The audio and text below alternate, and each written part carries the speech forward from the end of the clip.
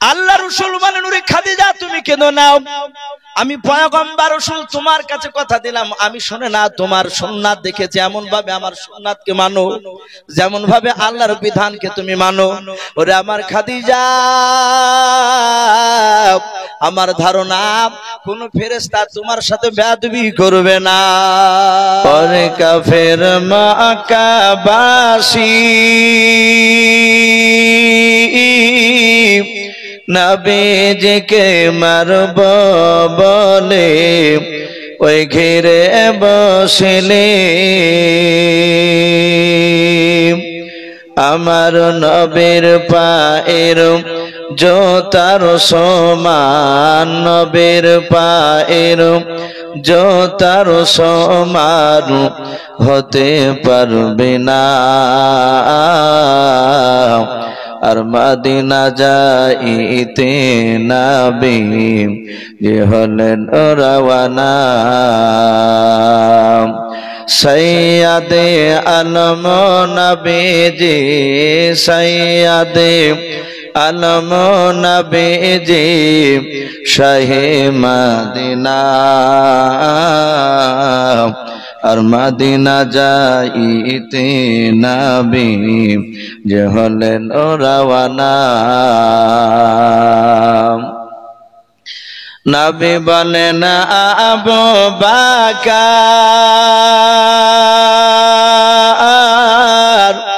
হিজরত করে চল গো ওই হুকুমে খোদার,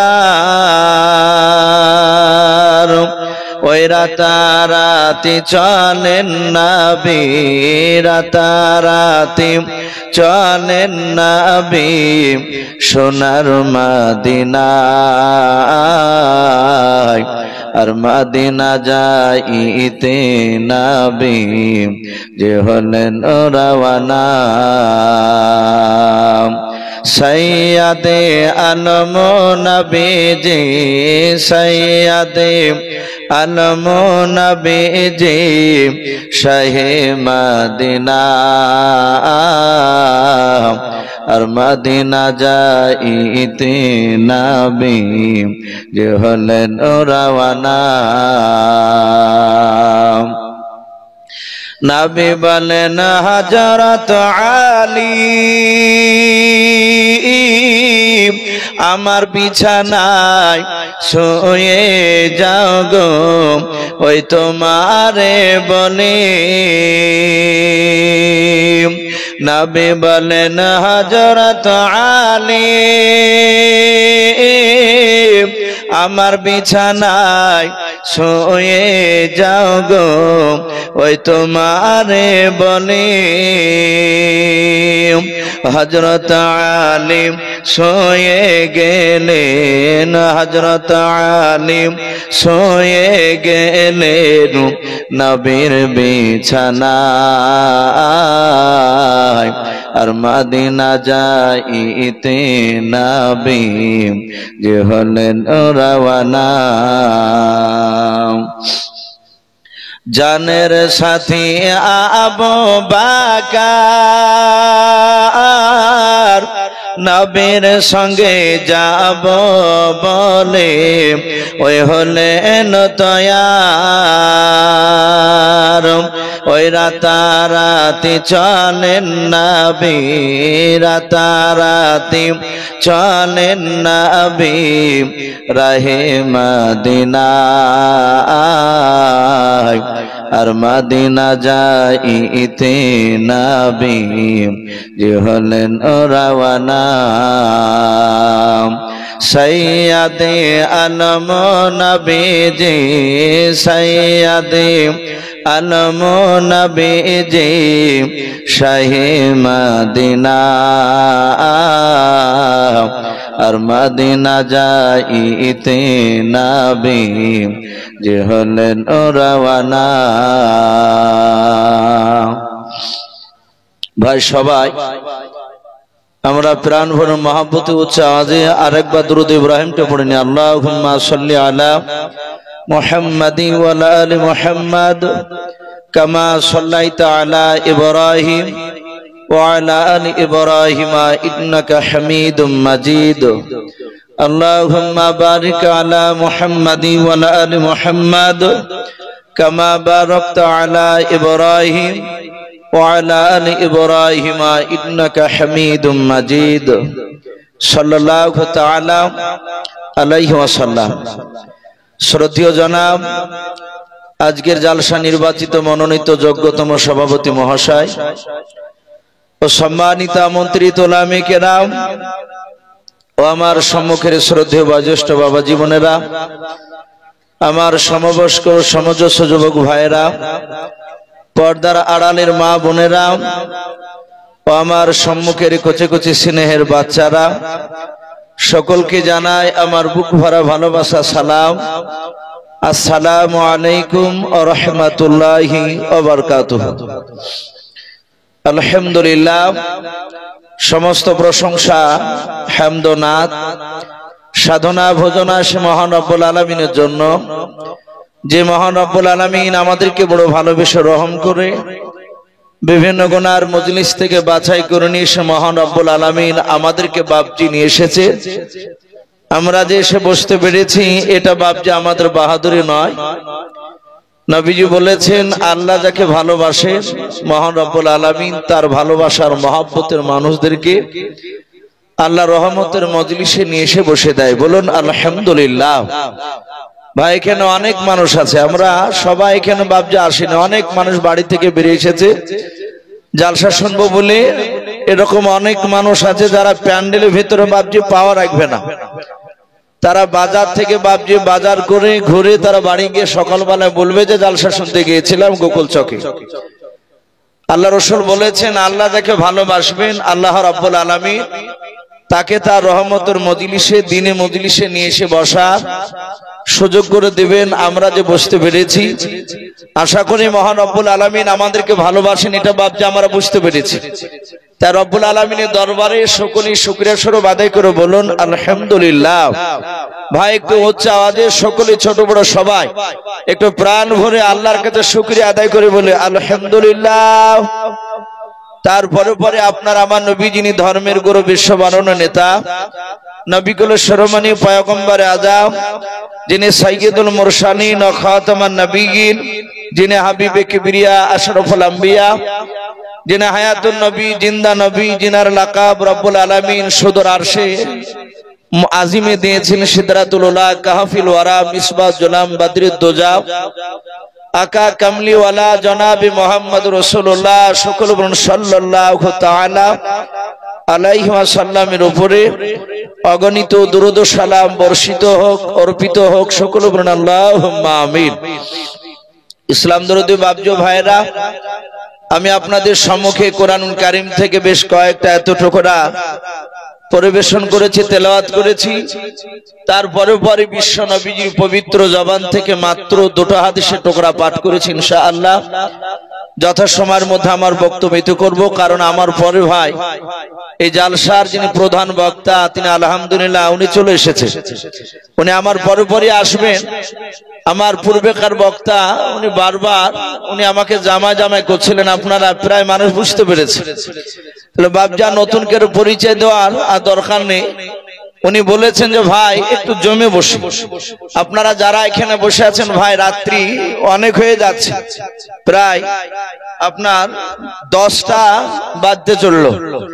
আমরা জানি যে যত রাত্রি হয় যত গভীর রাত্রি হবে আল্লাহ রাব্বুল আলামিন তার রাসূল বলেছে, আমরা দুনিয়ার সার্কুলার দেখতে পাই দিনের বেলায় কোর্ট কাছারি সব বন্ধ হয়ে যায়, কিন্তু যত রাত্রি হয় রাসূলুল্লাহ বলেছেন আল্লাহর তত রহমতের দরজা খুলে যায়। বলুন সুবহানাল্লাহ।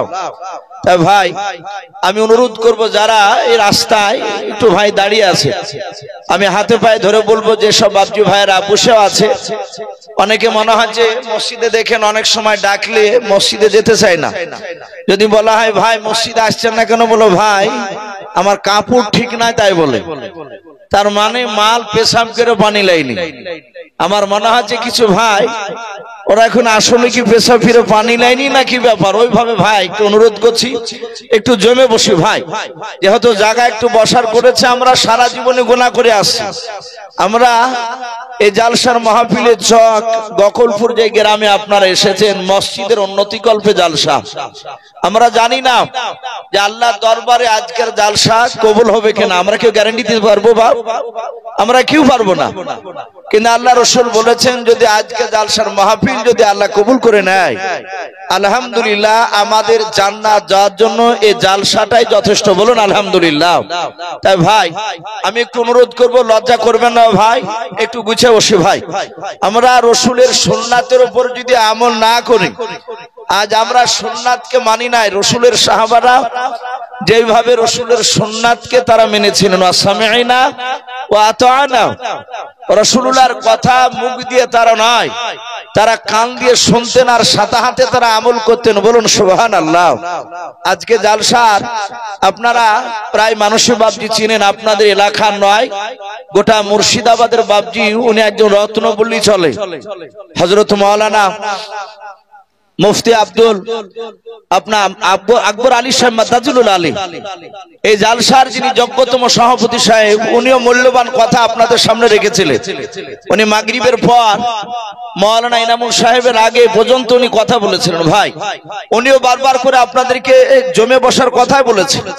একটু গুছিয়ে আসুন ভাই, পেছনকার ভাই যারা আছে, আমি আপনাদেরকে বলছি ভাই একটু আসেন। আমি দেখলাম দুটো মাওলানা মনে হলো, এসব বাবজি আমাদের আলেমদের মধ্যে আমল হারিয়ে যাচ্ছে। সে বক্তা বলে আর হাজি বলে আর যেই বলেন না কেন, আজ প্রতিটা মানুষ ভাবছে আমরা ফেল আমলের কাছে। কথা ঠিক না বেঠিক? একটু কথা বলো। আমলের কাছে সবাই ফেল, আমরা আমল করি নাই, শুনি এ পর্যন্তই। আর সাহাবায়ে কেরামরা তারা শুনতেন আর সাথে হাতে আমল করতেন। তারা কতটা ভালোবাসতেন। আল্লাহ রাসূল সাল্লাল্লাহু তাআলা আলাইহি ওয়াসাল্লাম মসজিদে নববীতে বক্তব্য রাখছিলেন। আজ যেমন আপনারা আমার সামনে বসে আছে, দেখি ইউসুফ ভাইকে আলোচনা করে শুনবো।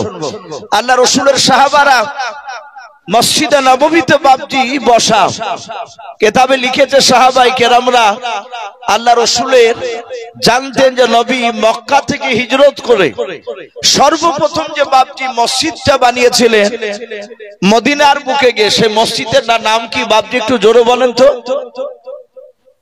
মসজিদটার নাম, মসজিদে অনেকেই জানেন না, মসজিদে নববী। আল্লাহ রাসূল সাল্লাল্লাহু তাআলা আলাইহি ওয়াসাল্লাম মক্কা থেকে হিজরত করে যাওয়ার পর মসজিদে নববী বানিয়েছিলেন। আজ আপনারা কুইন্টাল কুইন্টাল রড দিলেন, আমি শুনছিলাম 10 বস্তা 20 বস্তা করে সিমেন্ট দিছিলেন, অনেকে টাকা দিয়েছে। আজ মসজিদকে ভাবছি মার্বেল বানানোর জন্য। রাসূলের মসজিদে নববী খাজুর গাছের পাতা দিয়ে বাবজি ছাদ ছিল ছাউনি করা। বলুন আলহামদুলিল্লাহ। পানি হলে সাহাবারা সিজদায় যেতে, পানি হলে ওই খাজুর গাছের পাতার উপর দিয়ে ভিতর দিয়ে সাহাবাদের মাথায় পানি পড়তো, কপালে কাদা লেগে যেত। গোটা মসজিদের বেড়াটা ছিল বাবজি খাজুর পাতার ডাল দিয়ে। কিতাবে লিখেছে আল্লাহ রাসূল সাল্লাল্লাহু আলাইহি ওয়াসাল্লাম সাহাবাদের সাথে আলোচনা করতেন। সে সময় নবী আমার বসার মতো জায়গা ছিল না। আজ তো আমরা চেয়ারে বিভিন্ন জায়গায় বসি। আল্লাহ রাসূল মসজিদে নববীতে বাবজি যেই জায়গায় ইমাম দাঁড়ায়, একটু মন দিয়ে কথাগুলো শুনবে, যেখানে ইমাম সাহেব নামাজে দাঁড়ায় ওই জায়গাটাকে বাবজি মেহরাব বলা হয়। কি বলা হয়? মেহরাব। আর বিশ্বনবী রাহমাতুল আলামিনের বাবজি পাশে তখনও মিম্বার ছিল না। ওই যে জুম্মার দিন বাবজি 3টে ধাপি বিশিষ্ট নাই, খুতবা দেয় ইমাম সাহেব যেই জায়গায় বসে এবং দাঁড়ায়, ওই কাঠের বলেন কিংবা হয়তো মার্বেল অনেক জায়গাতে করা থাকে, এগুলোকে বাবজি মেহরাব মিম্বার বলা হয়। আল্লাহ রাসূল সাল্লাল্লাহু আলাইহি ওয়াসাল্লাম যখন মসজিদে নববী বানালেন সেই সময় মিম্বার ছিল না। সাহাবায়ে কেরাম রাদিয়াল্লাহু তাআলা আনহুম আজমাইন গুনেরা তারা নবীজির কথাগুলো শুনতেন এত মহব্বতের সহিত, একেবারে জমাট বেঁধে তারা কথাগুলো শুনতেন বসে। হাদিসে এসেছে আল্লাহ রাসূলের যেই জায়গায় বাবজি দাঁড়িয়ে নামাজ পড়াতেন ওখানে একটা খাজুর গাছ ছিল। খাজুর গাছটাকে রাসূলুল্লাহ নাম রেখেছিলেন উস্তুনে হান্না, খাজুর গাছটার নাম। আল্লাহ রাসূল সাল্লাল্লাহু তাআলা আলাইহি ওয়াসাল্লাম সাহাবাদের সামনে যখন প্রায় ঘন্টা খানিকের উপরে বয়ান করতে, আল্লাহ রাসূল দাঁড়িয়ে ওই খেজুর গাছটায় পিঠ লাগিয়ে বক্তব্য রাখতে, সাহাবায়ে কেরামরা সব তাকে থেকে দেখতে।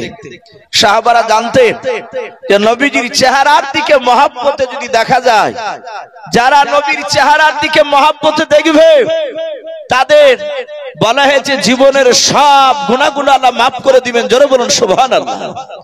এত দামি নবী আমাদের। সাহাবায়ে কেরামরা সকলেই চাতক পাখি না চেয়ে আছে। সেখানে একজন বিশিষ্ট সাহাবা যিনার নাম কিতাবে এসেছে হযরতে আনাস বিন মালিক রাদিয়াল্লাহু তাআলা আনহু। উনি বেশ হাই র‍্যাঙ্কের দামি সাহাবা। উনি একইভাবে নবীর চেহারার দিকে চেয়ে আছে। আল্লাহর নবীজির সাহাবা আনাস বিন মালিক রাদিয়াল্লাহু তাআলা আনহু বাবা, উনি ভালো করে লক্ষ্য করে নবীজির চেহারার দিকে চেয়ে চেয়ে কথাগুলো শুনছিলেন। দেখলেন আল্লাহর নবীজি ঘন্টার পর ঘন্টা যখন দাঁড়িয়ে বক্তব্য দিতেন, বসার কোনো জায়গা ছিল না রে বাবা। ওই সময় আল্লাহর দরদি নবী আমার দেখতেন নবীর পা দুখানা বাপজা আপনার ব্যথা হয়ে যেত। আল্লাহর নবীর যখন একটা পা নাই দুটো পায়ে যখন ব্যথা হয়ে যেত, নবী কোন সময় আল্লাহর নবী একাদ সময় ডান পাটা বাপজা মাটি থেকে একটু উপরে আপনার তুলতেন, বাম পাটায় বাপজা ভর দিতেন। আল্লাহর নবীর সাহাবা আনাস বিন মালিক রাদিয়াল্লাহু তাআলা আনহু দেখলেন আল্লাহর নবী যে একবার ডান পাটাকে বাপজি উঁচু করে আপনার মাটি থেকে স্বর্ণ করে ধরে আছেন, আবার কিছুক্ষণ পর দেখেন বাবা আল্লাহর নবী যে ডান পাটা চাপ নিয়ে বাম পাটা বাপজি ভর নয় বাপজি হালকা করে দাঁড়িয়ে আছে।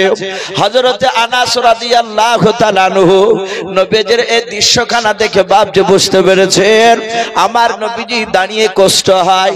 হযরতে আনাসের দুই চোখের কোণা দিয়ে বাপজি ঝরঝর করে পানি ঝরতে লাগলো। আল্লাহর নবীজির সাহাবা আনাস নবীজির বক্তব্য শোনার পর নবী আমার ছোট্ট করে দোয়া করে দিলেন। সাহাবারা সময় বাড়ি চলে গেলেন। আনাস রাদিয়াল্লাহু তাআলা আনহু কাঁদতে কাঁদতে ওনার বিবির কাছে গেলেন।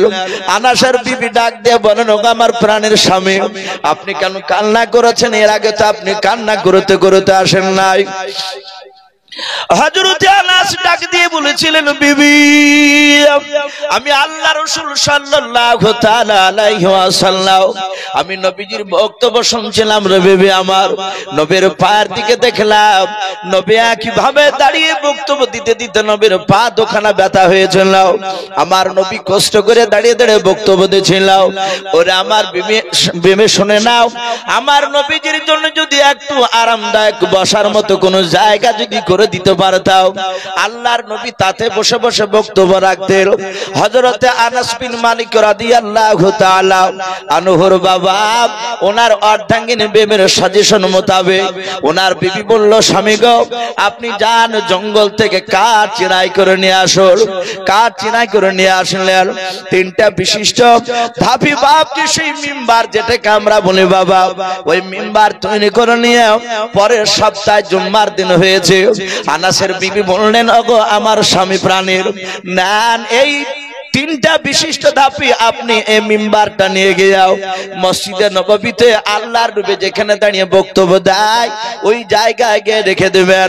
আল্লাহর রাসূল যদি অসুবিধা হয় দাঁড়িয়ে বক্তব্য দিতে, নবী আমার ওই প্রথমকার ধাপিতে বসবেন, আর দুটো ধাপি যে নিচে আছে যেটাই সুবিধা হবে সেটাতে আমার রাসূল বসে বয়ান করবে। আপনারা জান ভরে বয়ান শুনবেন নবী আমার। নবীর আর পায়ে ব্যথা করবে না। আল্লাহর নবীজির সাহাবারা সবাই ভাবছে আপনার মসজিদে নববীতে সবাই বসে আছে। আল্লাহর নবীজি ভাবছে বক্তব্য দিয়েছিলেন খাজুর গাছে পিঠ লাগিয়ে বাবা। আল্লাহর নবীজির সাহাবা আনাস বিন মালিক রাদিয়াল্লাহু তাআলা আনহু নবীজির কাছে যাওয়ার পর সালাম দিলেন, আসসালামু আলাইকা ইয়া রাসূলুল্লাহ ইয়া হাবিবাল্লাহ। আল্লাহর নবীজি সালামের উত্তর দিলেন। আনাস বিন মালিক রাদিয়াল্লাহু তাআলা আনহু বাবা মাথায় করে মিম্বারটা নিয়ে যাচ্ছেন, সাহাবারা বাপজি হতবাক হয়েছে আছে। আল্লাহর নবীজি তাকে দেখছেন, ব্যাপার কি? এই সাহাবা কেন এটা মাথায় করে নিয়ে আসতেছে? আল্লাহর নবীর পাশে বাপজি দিয়ে দিলেন। নবীকে বললেন, হুজুর আর কষ্ট পাওয়ার সময় নাই, নবী আর কাঁদবেন না, নবী আর দাঁড়িয়ে কষ্ট করে বক্তব্য দিবেন না। ও রাসূল শুনে নাও, এই মিম্বারে বসে আপনি বক্তব্য দেন। আল্লাহ রাসূলের সাহাবারা বাপজি সময় তাকিয়ে আছেন। সারা পৃথিবীর দরদি নবী জনাবে মুহাম্মদ রাসূলুল্লাহ সাল্লাল্লাহু তাআলা আলাইহি ওয়াসাল্লাম নবী আমার তাকে দেখলেন তিনটা ধাপে বিশিষ্ট রয়েছে। আল্লাহর নবীজি প্রথমকার ধাপিতে বিসমিল্লাহ বলে পা দিলেন, দেওয়ার পর আল্লাহর নবী দ্বিতীয় ধাপিতে পা দেন পর নবী আমার 3 নাম্বার ধাপিতে দাঁড়ালেন। দাঁড়িয়ে যাওয়ার পর আল্লাহ রাসূলের সাহাবারা বাপজি সবাই অবাক হয়ে তাকে আছেন। আল্লাহর নবী কি যেন বলবে। আল্লাহর নবীজি প্রথমকার ধাপিতে বাপজি একেবারে উপরকার ধাপিতে বসার পর আল্লাহর নবীজি পা দুখানা নিচকার ধাপিতে বাপজি রেখে দিও। নবী আমার সাহাবা আনাসের দিকে চেয়ে চেয়ে মুচকে মুচকে হাসতেছেন। জোরে বলুন সুবহানাল্লাহ। সাহাবায়ে কেরামরা সকলেই আপনার চিন্তা করছেন, আহারে আনাস এত ভাগ্যবান সাহাবা যে আল্লাহ রাসূল তার বসার কাঠ এই যে মিম্বার দিয়েছে, এ সারা পৃথিবীর রাসূল দাঁড়িয়ে নয় বসে সাহাবার দিকে তাকাচ্ছেন আর মুচকে মুচকে হাসছে। আল্লাহ বলেছেন, কুল ইন কুনতুম তুহিব্বুনাল্লাহ ফাত্তাবিউনি ইউহিব্বুকুমুল্লাহ ওয়া ইয়াগফির লাকুম যুনুবাকুম ওয়াল্লাহু গফুরুর রহিম। আমার আল্লাহ বলেছেন, হে রাসূল বলুন, আমার সান্নিধ্য যদি লাভ করতে হয়, আমার জান্নাত যদি পেতে হয়, হে রাসূল আপনার যেন ইত্তেবা অনুসরণ করে যেন চলে। বলুন সুবহানাল্লাহ। সাহাবারা সকলেই ভাবছেন আনাস চরম ভাগ্যবান। আনাস তিনি রাসূলের হাসি দেখে আনাসও হাসছে। রাসূল যখন খুশি হয়েছে নিশ্চয় আমার আল্লাহ খুশি হবেন। বলুন আলহামদুলিল্লাহ। অনেক এরকম ঘটনা এসেছে হাদিসে। আল্লাহ রাসূল সাহাবার ব্যবহার দেখে নবী খুশি হয়ে গিয়েছে।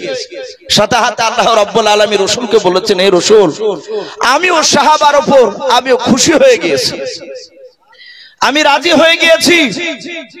হযরত ওমর ফারুক রাদিয়াল্লাহু তাআলা আনহু বিশ্বনবীকে সর্বপ্রথম চিনতেন না।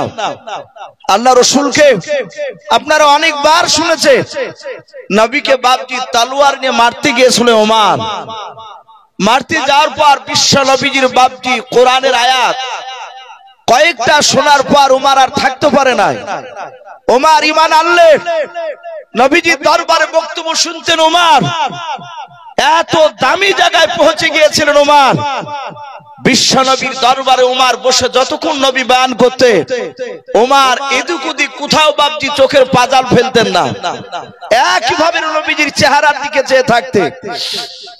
দরদি নবী বলতেন, ওমর আমি অনেক দিন ধরে দেখেছি তুমি আমার পরিমাণ আনার পরে, হে ওমর তুমি আমার দিকে অমন করে তাকাও আর দুই চোখের কোণা দিয়ে তোমার কেন পানি গড়ে, কেন পানি ঝরে বলো।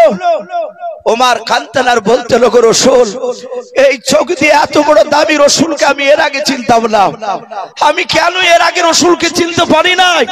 তাই নবী এই চোখ দিয়ে আপনাকে চিনতে পেরেছি। আমি প্রতিজ্ঞা করেছি যতদিন আপনার হায়াত থাকতে আমাকে বাঁচিয়ে রাখবে রাসূল, আপনি আমার সামনে থাকলে আমি আর অন্যদিকে কোথাও তাকাবো না। বলুন সুবহানাল্লাহ। আমি আপনার দিকে চেয়ে থাকবো। এই ওমর কথা শুনে রাসূল এমনই খুশি হয়েছিলেন। হযরত ওমরের ব্যাপারে আল্লাহ নিজে বলেছেন, হে রাসূল আমার ওমর যাতে খুশি হবে, হে আমার পয়গম্বর রাসূল আমি আল্লাহ তাতে খুশি হয়ে যাই, তুমি রাসূল তুমিও খুশি হয়ে যাও। বলুন সুবহানাল্লাহ।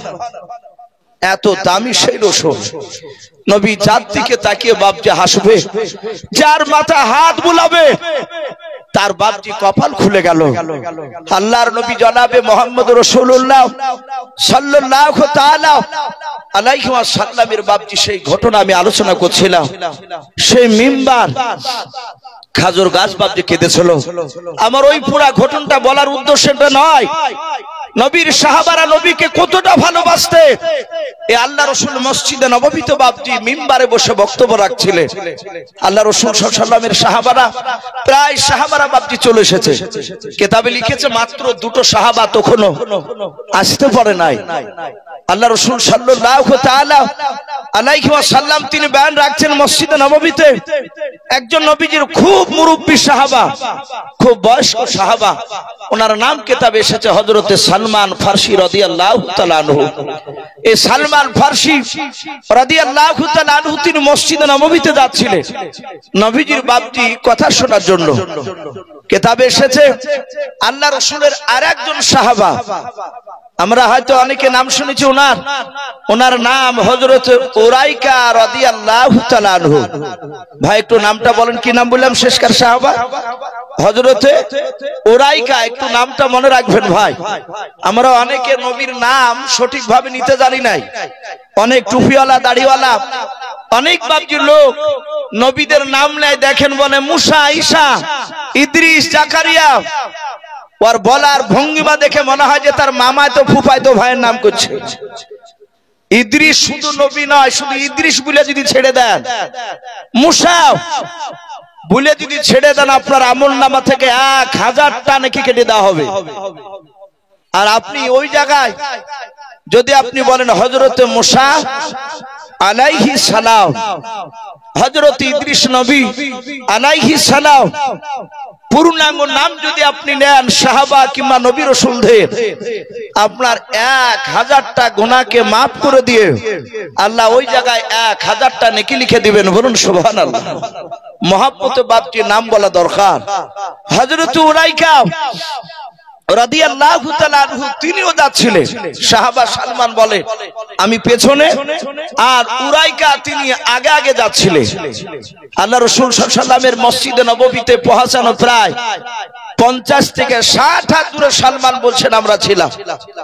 উরাইকা আগে আগে যাচ্ছেন, আমি সালমান পেছনে পেছনে যাচ্ছি। সালমান ফারসি রাদিয়াল্লাহু তাআলা আনহু হঠাৎ করে সালমান বলেন আমি দেখলাম উরাইকা রাস্তা দিয়ে যেতে যেতে হঠাৎ করে একটা জায়গায় বাপজি তিনি বসে পড়লেন।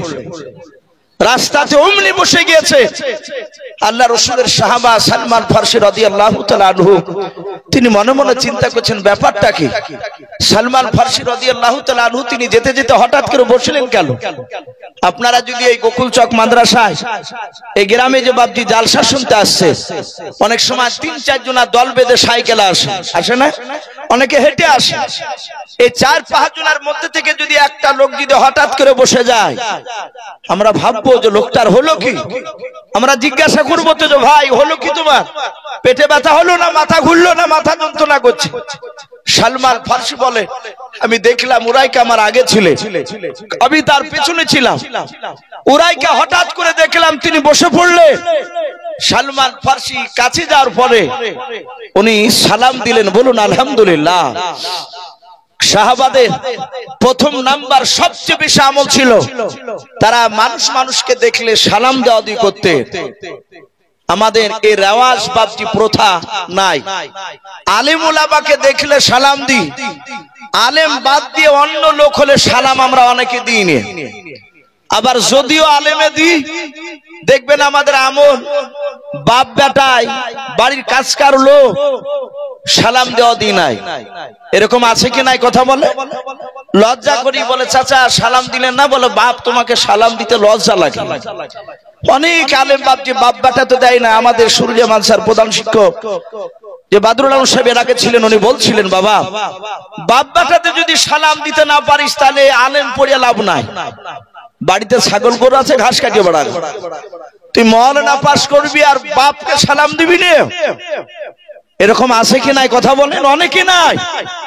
আমি অনেক আলেমকে দেখেছি বাপ বেটা সালাম দেওয়া দিয়ে হয় না। বাপ বেটা দাঁড়িয়ে নামাজ পড়তে লজ্জা লাগে। মসজিদে যেতে না পারলে বাড়িতে যদি বলে যে বেটা তুমি তো আলেম, তাহলে বাপ বেটাতে একসাথে জামাত করে নামাজ পড়েলি। তখন আবার অনেক সময় বলে বেটাতে আলেম হওয়ার পরে যে বাপ পাশাপাশি ও ঘরে আপনি পড়ার অসুবিধা নাই, লজ্জা করলে চলবে না। যেখানে রসুল খুশি হবে, আল্লাহ রসুল যেটা করতে বলেছেন সেটা আমরা করব। বলুন ইনশাআল্লাহ, একটু জোরে বলুন ইনশাআল্লাহ। আজ তাকাতাকি করবেন না ভাই। আজ অনেক জায়গাতে বাপজি দেখা যাচ্ছে টুপিতে দেখে সালাম দিচ্ছে। টুপি কিছু মনে করবেন, আমি কথাটা কিছুদিন আগে বলেছিলাম। আমাদের এলাকা একটি জায়গায় আমি জালসায় যাচ্ছি, আর দেখছি রাস্তা ধারে বাপজি লোক অনেকে দাঁড়িয়ে। এটা গর্ব করা নয়, আপনাদের দোয়ায় যেই গ্রামে বাপজি ঢুকছি মানুষ অনেকে চিনে। তারা দেখি বাপজি দূর থেকে, তারা বলে ওই যে ইউসুফ সাহেব যাচ্ছে। তা আমি ওখানে দেখছি 3টা মাওলানা দাঁড়িয়ে আছে। আমি কথাটা কেন বলছি দেখেন, সব অনেকগুলো ইউটিউব হচ্ছে, লাইভে সব দেখছে। আমি দেখতে চাই শেষে আলেমরা আমার বক্তব্যগুলো একটু শুনো, কেন আমাদের মধ্যে ফিতনা থাকবে। তারা 3 জন আলেম। আমি গাড়িটা স্লো করে আমার ভাইকে বললাম, ভাই আস্তে করে চালা, ওই আলেমদেরকে দেখে একটু সালাম দিব। আমি যাহাতে স্লো করেছে আমি সালাম দিলাম। সালাম দেওয়ার পরই ওরা সাদা হাতে উত্তর দিচ্ছে, আপনার সালামের উত্তর দেওয়া যাবে না। একদম বাস্তব বলছে। আমি বললাম ভাই কেন? আমি হাসছি আর বলছি ভাই সালামের উত্তর দেওয়া যাবে না কেন? তখন বলছে ভাই আপনারা তো মুসলমান না, আপনারা নবী দুশমন। বলুন আস্তাগফিরুল্লাহ। আমাদের কোনো বায়া নেই। শুনেছেন যে আমরা নবী বিদ্বেষী কথা বলেছি? ভাই কথা বলে আল্লাহ রসুলের বিরুদ্ধে কথা বলেছি? কথা বলি না। আপনি যতগুলো আমার ওয়াজ শুনবেন, এইসব ছেলেরা দৌড়ে বেড়াচ্ছে ইউটিউব করার জন্য। এতে আমার কোনো ফায়দা নেই এদের সাথে। এরা আপন ঘুরে বেড়াচ্ছে এদের বাপজি রুজি রোজগারের জন্য। আবার ওর মধ্যে একজন বলছেন, ইসু ভাই আমার উদ্দেশ্য আপনাদের বক্তব্যগুলো যেন সব চারিদিকে শোনে মানুষ, যেন একটু দিনের দিকে আসে। তারা বাপজি এইরকম ভাবে তারা সেই সময় আমি ওদেরকে ওরা বলে যে হুজুর আপনার বক্তব্যের মধ্যে কোন নবীর দুশমনের কথা তো শোনা যায় না। হ্যাঁ, আমি নবীর দুশমন যারা তাদের কথা বলি। আমি সাতাহাতে গিয়ে ওই জালসাতে গিয়ে বলেছিলাম, বলে কেন অপরাধ? এই জাল টুপি আর এই রুমাল, এই রুমাল দেখলে আমি উলামে দেওয়ান। এই জন্য বাপজি বলছে এরা নবীর দুশমন, সালাম দেয় নাই। আমি আপনাদেরকে অনুরোধ করব, টুপি দেখবো না, আমরা দেখবো সে মুসলিম কিনা। বলুন আলহামদুলিল্লাহ। সে নাভির ওপরে হাত বাঁধুক আর নাভির নিচে হাত বাঁধুক, এ নিয়ে ঝামেলা করার সময় নাই ভাই। এখন আমাদের দেওয়ালে পিঠ থেকে গিয়েছে। আজ ফিলিস্তিনে ইহুদি কুত্তার বাচ্চারা যে আপনার ওই ইসরায়েল, এই জানোয়াররা যে মুসলমানদেরকে মারছে বাপজি, ওরা বেরেলি দেইবন্দি এ দেখে মারে নাই। তাদের অপরাধ শুধু মুসলমান ঘরে জন্ম নেওয়া, এটাই হচ্ছে অপরাধ। গত কয়েকদিন আগে বাপজি একটা খবর বেরিয়েছে, ফিলিস্তিনের বাপজি একটা যুবক ছেলেকে নয় বাচ্চা ছেলেকে ধরে নিয়ে গিয়েছে। ওরা জায়গা জায়গা দখল করে ক্যাম্প বসিয়েছে ইসরায়েলের লোকেরা। তো সেই ছেলেটার আব্বা এসে বলছে, বাড়িতে কাঁদাকাটি করছে যে আমার বেটা নিয়ে চলে গিয়েছে। সে লোকটা ধরলো, ক্যাম্পে যাওয়ার পর বলছে যে আমার ছেলেকে নিয়ে এসেছে, যদি আমার ছেলেকে মেরে ফেলে তাহলে আমার ছেলের লাশটা দেন, আমি নিয়ে গিয়ে একটু কবর দেব। ইহুদি কুত্তার বাচ্চা ইসরায়েলরাও, এই জানোয়াররাও। ওখানকার পুলিশে বলল, তোমার ছেলের বয়স কত? বলে ছেলের বয়স হচ্ছে 8 বছর। বলে দাঁড়াও, এখানেই দাঁড়াও। ছেলের বাপ বলছে আমি দাঁড়িয়ে আছি, ছেলে ঘরে জানালা দিয়ে উকি মেরে তাকে কাঁদছে বেটাও। আমি বেটাকে নিজ চোখে দেখতে পেলাম। 8 বছর বয়স বললাম, নিজের কলিজার টুকরা সন্তানকে আমার চোখের সামনে তাজা জিন্দা অবস্থায় প্রথমে গলাটা জবাই করেনি। ছেলেটার শরীর থেকে বাপজি গোশতকে ধারালো অস্ত্র দিয়ে একদম গরুর ট্যাং যেমন ঝুলে রাখা হয়, যারা কষায় গরু জবাই করে, ট্যাংটাকে বাপজি ঝুলে রেখে যখন আপনার চাকু দিয়ে ছিলে, ছেলেটার আব্বা বলছে আমার চোখের সামনে আমার জিন্দা ছেলেকে চাকু দিয়ে বাপজি ছিলতে শুরু করলো। ছিলে ছিলে হাড় থেকে গোশতকে আলাদা করলো। ছেলে চিৎকার করতে করতে ছেলে ওখানে মারা গেল। সেই জানোয়াররা চোখের সামনে কম্পিউটারে 16 কেজি গোশত ওজন করে বস্তায় ভরে দিয়ে বলল, যা তোর ছেলেকে নিয়ে গিয়ে দাফন করগা। ভাবতে পারেন মুসলিমদের পরিস্থিতি কোথায় গিয়ে দাঁড়িয়েছে। আর আমরা কেন আজকে বেরিলি দেয় বন্দি? আজ ফারাজে হানাফি নিয়ে কেন আমরা আজকে ঝামেলা করব? ভাই আমরা সকলেই কলেমাওয়ালা ভাই। আজ আমরা যাকে দেখবো যে ইনি মুসলিম, সে নাভির উপরে হাত বাঁধুক, নিচে বাঁধুক, এসব ঝামেলা করার এখন আর সময় নাই। আমরা ভাই দেখলি তাদেরকে সালাম দিব, বলুন ইনশাআল্লাহ, বলুন ইনশাআল্লাহ। এটা সাহাবাদের সবচেয়ে বড় আমল ছিল। সাহাবারা বাপটি দেখলি তারা প্রথমে সালাম দিতে। আল্লাহর নবী জনাবে মুহাম্মদ রাসূলুল্লাহ সাল্লাল্লাহু তাআলা আলাইহি ওয়াসাল্লাম মসজিদে নববীতে বসা সাহাবাদেরকে নিয়ে বয়ান করছিলেন।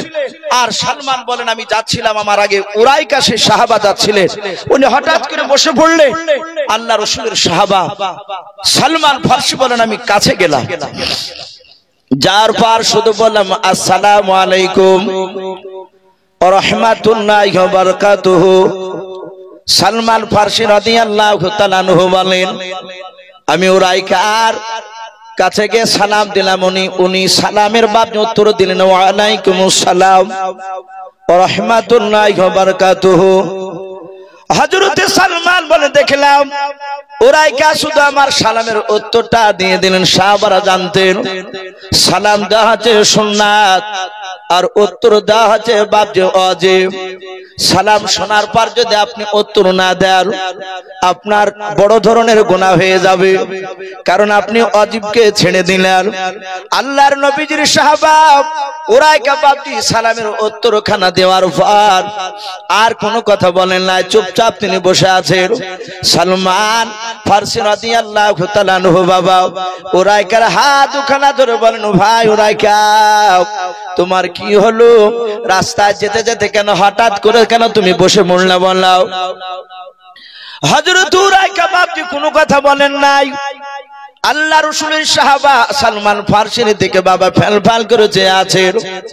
আবার সালমান ফারসি রাদিয়াল্লাহু তাআলা আনহু বলেন ভাই তুমি কেন আমার দিকে চেয়ে আছো, কেন কথা বলো নাই? বলো রে ভাই তোমার কি পেটে ব্যথা হলো নাকি বলাও? হযরত সালমান ফারসি রাদিয়াল্লাহু তাআলা আনহু বাপজি কয়েকবার বাপজি কথা বললেন। সালমানের কথায় বাপজি উরাইকা উত্তর দিলেন না। সালমান ফারসি রাদিয়াল্লাহু তাআলা আনহু সোজা বাবা উরাইকাকে রেখে দিয়ে সোজা মসজিদে নববীর দিকে দৌড়ে চলে গেলেন। আল্লাহর নবী জনাবে মুহাম্মদ রাসূলুল্লাহ সাল্লাল্লাহু তাআলা আলাইহি ওয়াসাল্লাম দরদে নবীর কাছে গিয়ে সালাম দিলেন আসসালামু আলাইকা ইয়া রাসূলুল্লাহ ইয়া হাবিবাল্লাহ। আল্লাহর নবীজি সালামের উত্তর দেওয়ার পর বলেন সালমান ওগো সালমান ফারসি কেন তুমি আমার কাছে দৌড়ে এসেলে বললাও? হযরত সালমান বলেন নবী আপনার দরবারে আমি আর আরেকজন সাহাবা উরাইকা আসতেছিলাম। নবী গো প্রায় 50 থেকে 60 হাত দূরে ছিলাম। নবী আপনার দরবারে তখন আসতে পেরেছিলাম না, আমি পেছনে ছিলাম, আমার সামনে উরাইকা ছিল। ও নবীজি উরাইকাকে দেখলাম রাস্তা যেতে যেতে হঠাৎ করে তিনি বসে পড়লেন। ওগো আল্লাহ দরুদ নবী আমি উরাইকার কাছে গিয়ে সালাম দিলাম। আমি কয়েকবার বললাম ভাই তোমার কি হয়েছে বলো? নবী আমি লক্ষ্য করে দেখলাম উরাইকা শুধু সালামের উত্তর দিয়ে আর কোনো কথা বলেন নাই। ও নবী এখনো বসে আছে উরাইকা রাস্তায়।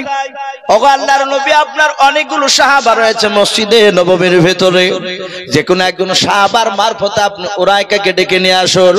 আল্লাহর নবী জনাবে মুহাম্মদ রাসূলুল্লাহ সাল্লাল্লাহু তাআলা আলাইহি ওয়াসাল্লাম বিশ্ব দরদি নবী বললেন ওগো আমার উরাইকা আমি কাউকে বলবো না, আমি তোমাকে বলবো।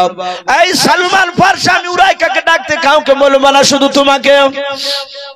যা তুমি কি হযরত উরাইকাকে গিয়ে বলে গা রাসূলুল্লাহ ডাক নিয়েছে। বলে হুজুর আমি কয়েকবার কথা বললাম কোনো কথা বলে নাই। নবী বলেন সাহাবা একবার গিয়ে বলবা তোমার বিশ্ব নবীজি ডাক দিয়েছে, দেখবা উরাইকার বসে থাকতে পারবে না। আল্লাহর নবীর সাহাবা সালমান ফারসি রাদিয়াল্লাহু তাআলা আনহু বাপজি দৌড়ে চলে গেলেন। দৌড়ে যাওয়ার পর হযরত উরাইকাকে বাপজি দ্বিতীয়বার সালাম দেওয়ার পর উরাইকার হাত ওখানে জড়িয়ে ধরে বলেন ওরে ভাই উরাইকা শুনে নাও, আমি তোমাকে ব্যক্তিগত ডাকতে আসি নাই রে ভাই, সারা পৃথিবীর দরদ নবী জনাবে মুহাম্মদ রাসূলুল্লাহ সাল্লাল্লাহু তাআলা আলাইহি ওয়াসাল্লাম তোমাকে ডাক নিয়েছে ভাই। হযরত সালমান বলে যখনই নবীজির নাম করলাম আর উরাইকা বসে থাকলো না, চট করে উরাইকা দাঁড়িয়ে গেল। দাঁড়িয়ে যাওয়ার পর বলেন ভাই সালমান, নবী আমার মসজিদে নববীতে আছে না বাড়িতে আছে? বলে মসজিদে নববীতে বসাও। সালমান বলে দেখলাম উরাইকা আগে আগে দৌড়ে যায়, আমি উরাইকার পেছন পেছন দৌড়ে চলে যাওয়ার পর দেখলাম আল্লাহর নবীজির কাছে উরাইকা গিয়ে সালাম দিলেন। আল্লাহর নবী বলেন উরাইকা তুমি মসজিদে আস্তে আস্তে কেন, তুমি রাস্তায় বসে গিয়েছিলে বলো? এই উরাইকা তুমি আমার দরবারে আসার সময় কেন মসজিদে তুমি দাঁড়িয়ে গিয়েছিলে, একটু তাড়াতাড়ি বলো। উরাইকা আস্তে করে বলছেন হুজুর কিছু হয় নাই। আল্লাহ দরদি নবী বলেন কেন বসেছিলে বলো? উরাইকা আস্তে করে বলে নবী আপনার দরবারে যদি একটু জোরে আওয়াজ হয়ে যায় আপনি বেয়াদবি হলে মাফ করবেন।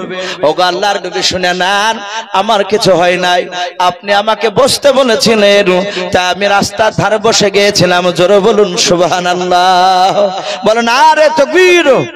হযরত সাহাবা নবীজি সালমান ফারসি নাই উরাইকাকে বলেন এই উরাইকা, এই তোমার আমার দরবারে আসতে গিয়ে কি হয়েছিল? উরাইকা বলছেন হুজুর আমার কিছু হয় না। বলে তাহলে তুমি রাস্তাতে কেন বসে গিয়েছিলে বলো? উরাইকা বলছেন হুজুর আপনি আমাকে বসতে বলেছিলেন, আপনি তো বসতে বললেন, তাই আমি বসে গিয়েছিলাম। আল্লাহ রাসূল বললেন আমি তো জানি না, আমি তো জানতাম না যে তুমি আমার দরবারে আসছিলে, তুমি রাস্তায় ছিলে। আমাদের আকীদা আল্লাহ রাসূল সাল্লাল্লাহু তাআলা আলাইহি ওয়াসাল্লাম কি গায়েবের খবর দিতে পারতেন? কথা বল, পারতেন না। আসমান জমিনের ভিতরে একমাত্র গায়েবের খবর আমার আল্লাহ জানেন। বলুন আলহামদুলিল্লাহ। নবী জানতেন না? হ্যাঁ নবী অতটাই জানতেন যতটা আল্লাহ তার সম্রাট জিবরিল আলাইহিস সালামের মারফতে রাসূলুল্লাহকে জানাতে, তার বাইরে না। নবী বলছেন ভাই উরাইকা আমি জানতাম না যে তুমি রাস্তা দিয়ে আসছিলে, আমি তো তোমাকে বসতে বলি নাই। বলে হুজুর আপনি যে বললেন সাহাবা বসো, আল্লাহ রাসূল বললেন কথা সত্য, আমি সাহাবাকে বলেছিলাম কিন্তু তুমি সাহাবা, তোমাকে নয়। মসজিদে নয় বাপজি, জালসায় দেখবেন অনেক সময় মানুষ উঠা বসা করে। অনেক বক্তারা আমরা সময়তে বলি এই ভাই উঠছেন কেন, বসেন, বলে না অনেকে। আল্লাহ রাসূলের সাহাবার মধ্যে থেকে একজন সাহাবা একটু দাঁড়িয়েছিলেন ওই মসজিদে নববীতে, আর আল্লাহর নবী বলেন এই সাহাবা এই বসো। নবী মসজিদের ভিতরকার সাহাবাকে বসতে বলেছে, আর রাসূলের গলার আওয়াজ ওই 50 থেকে 60 হাত দূরে উরাইকা ছিলেন, ওনার করুণ কোহরে গিয়ে বাপজি পৌঁছে গিয়েছে কানে, আর সাথে হাতে উনি ওই জায়গায় বসে গিয়েছিলেন। বলুন সুবহানাল্লাহ। একটু বাপজি রাত্রিবেলায় বিছানায় গিয়ে শোবার সময় বালিশে মাথা দিয়ে একটু কথাটা সমীক্ষা করবেন, চিন্তা করবেন যে রাসূলের সাহাবা উরাইকারা তাহলে কতটা নবীকে মানতে, রাসূলের সাহাবারা কতটা রাসূলের কথাকে মানতে। যারা নবীর সুন্নাতের কথার উপর আমল করেছিলেন ভাই তারাই কামিয়াব হয়েছে, তারাই জান্নাতি সাহাবা। আল্লাহ রাসূল সাল্লাল্লাহু তাআলা আলাইহি ওয়াসাল্লামের সাহাবার নামের পরে রাদিয়াল্লাহু তাআলা আনহু বলে না। ওয়া নবী হুরায়রা তা قال নবী সাল্লাল্লাহু তাআলা আলাইহি ওয়াসাল্লাম আবু বকর সিদ্দিক রাদিয়াল্লাহু তাআলা আনহু, এই যে রাদিয়াল্লাহু তাআলা আনহু, এটা আপনি আমি মরে গেলে বলা যাবে? বলা যাবে না। সাহাবাদের শানে বাপ যেটা বলা হয়, তাদের নামের শেষে তারাই এত নবীর সুন্নাতকে মানতে, তাই সাহাবাদের নামটা বাপজি রাদিয়াল্লাহু তাআলা আনহু। ওখানে আরো কিছু লোক ছিল মক্কা নগরে মদিনাতে যারা রাসূলকে মানে নাই, তারা কাফের ছিল, এখনো তাই। এখনো বাপজি যারা রাসূলের সুন্নাতের উপর আমল করবে না তারা বেঈমান, নবীর কথাকে যারা মানবে না তারা এখনো কাফির হবে যদি রাসূলের কথার উপর যদি ঈমান আনতে পারে।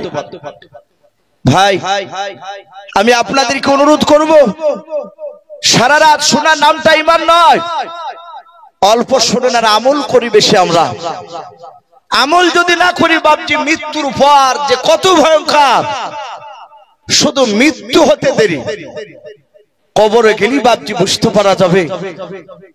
ওলামারা হাদিসের কথাগুলো তারা বলতো, সত্যি সত্য তখন আমরা মানতাম না।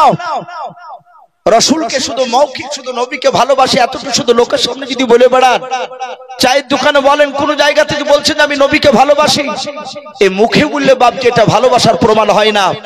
যতক্ষণ পর্যন্ত আপনার রসুলের সুন্নাতের উপর প্রতিটা আমল না হবে, স্বামী মাওলানা ইউসুফি হই না কেন, আর মুফতি সাহেবই হন না কেন, আর আপনি হন না কেন, কিয়ামতের ময়দানে বক্তা মুফতি দেখে জান্নাত দিবেন না আল্লাহ।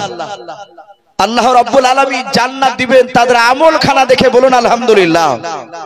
আমল যার ভালো, যার অন্তর ভালো, সে যাবে যে বাপজি হাসতে হাসতে জান্নাত। আমি প্রতিটা বাপজি ভাইকে অনুরোধ করব, রাসূলের সুন্নাতকে ভালোবাসতে শিখি আমরা। আল্লাহ রসুলের সাহাবা নয়, আমরা জানি যে রসুলুল্লাহর আব্বারা টোটাল ভাই ছিল বাপজি কজন, একটু জোরে বলেন তো। নবীর আব্বারা ভাই কটা ছিল শোনেন নাই? 10টা। কথা বললাম, নবীজির আপন আব্বা আব্দুল্লাহরা তার ভাই ছিল 10টা।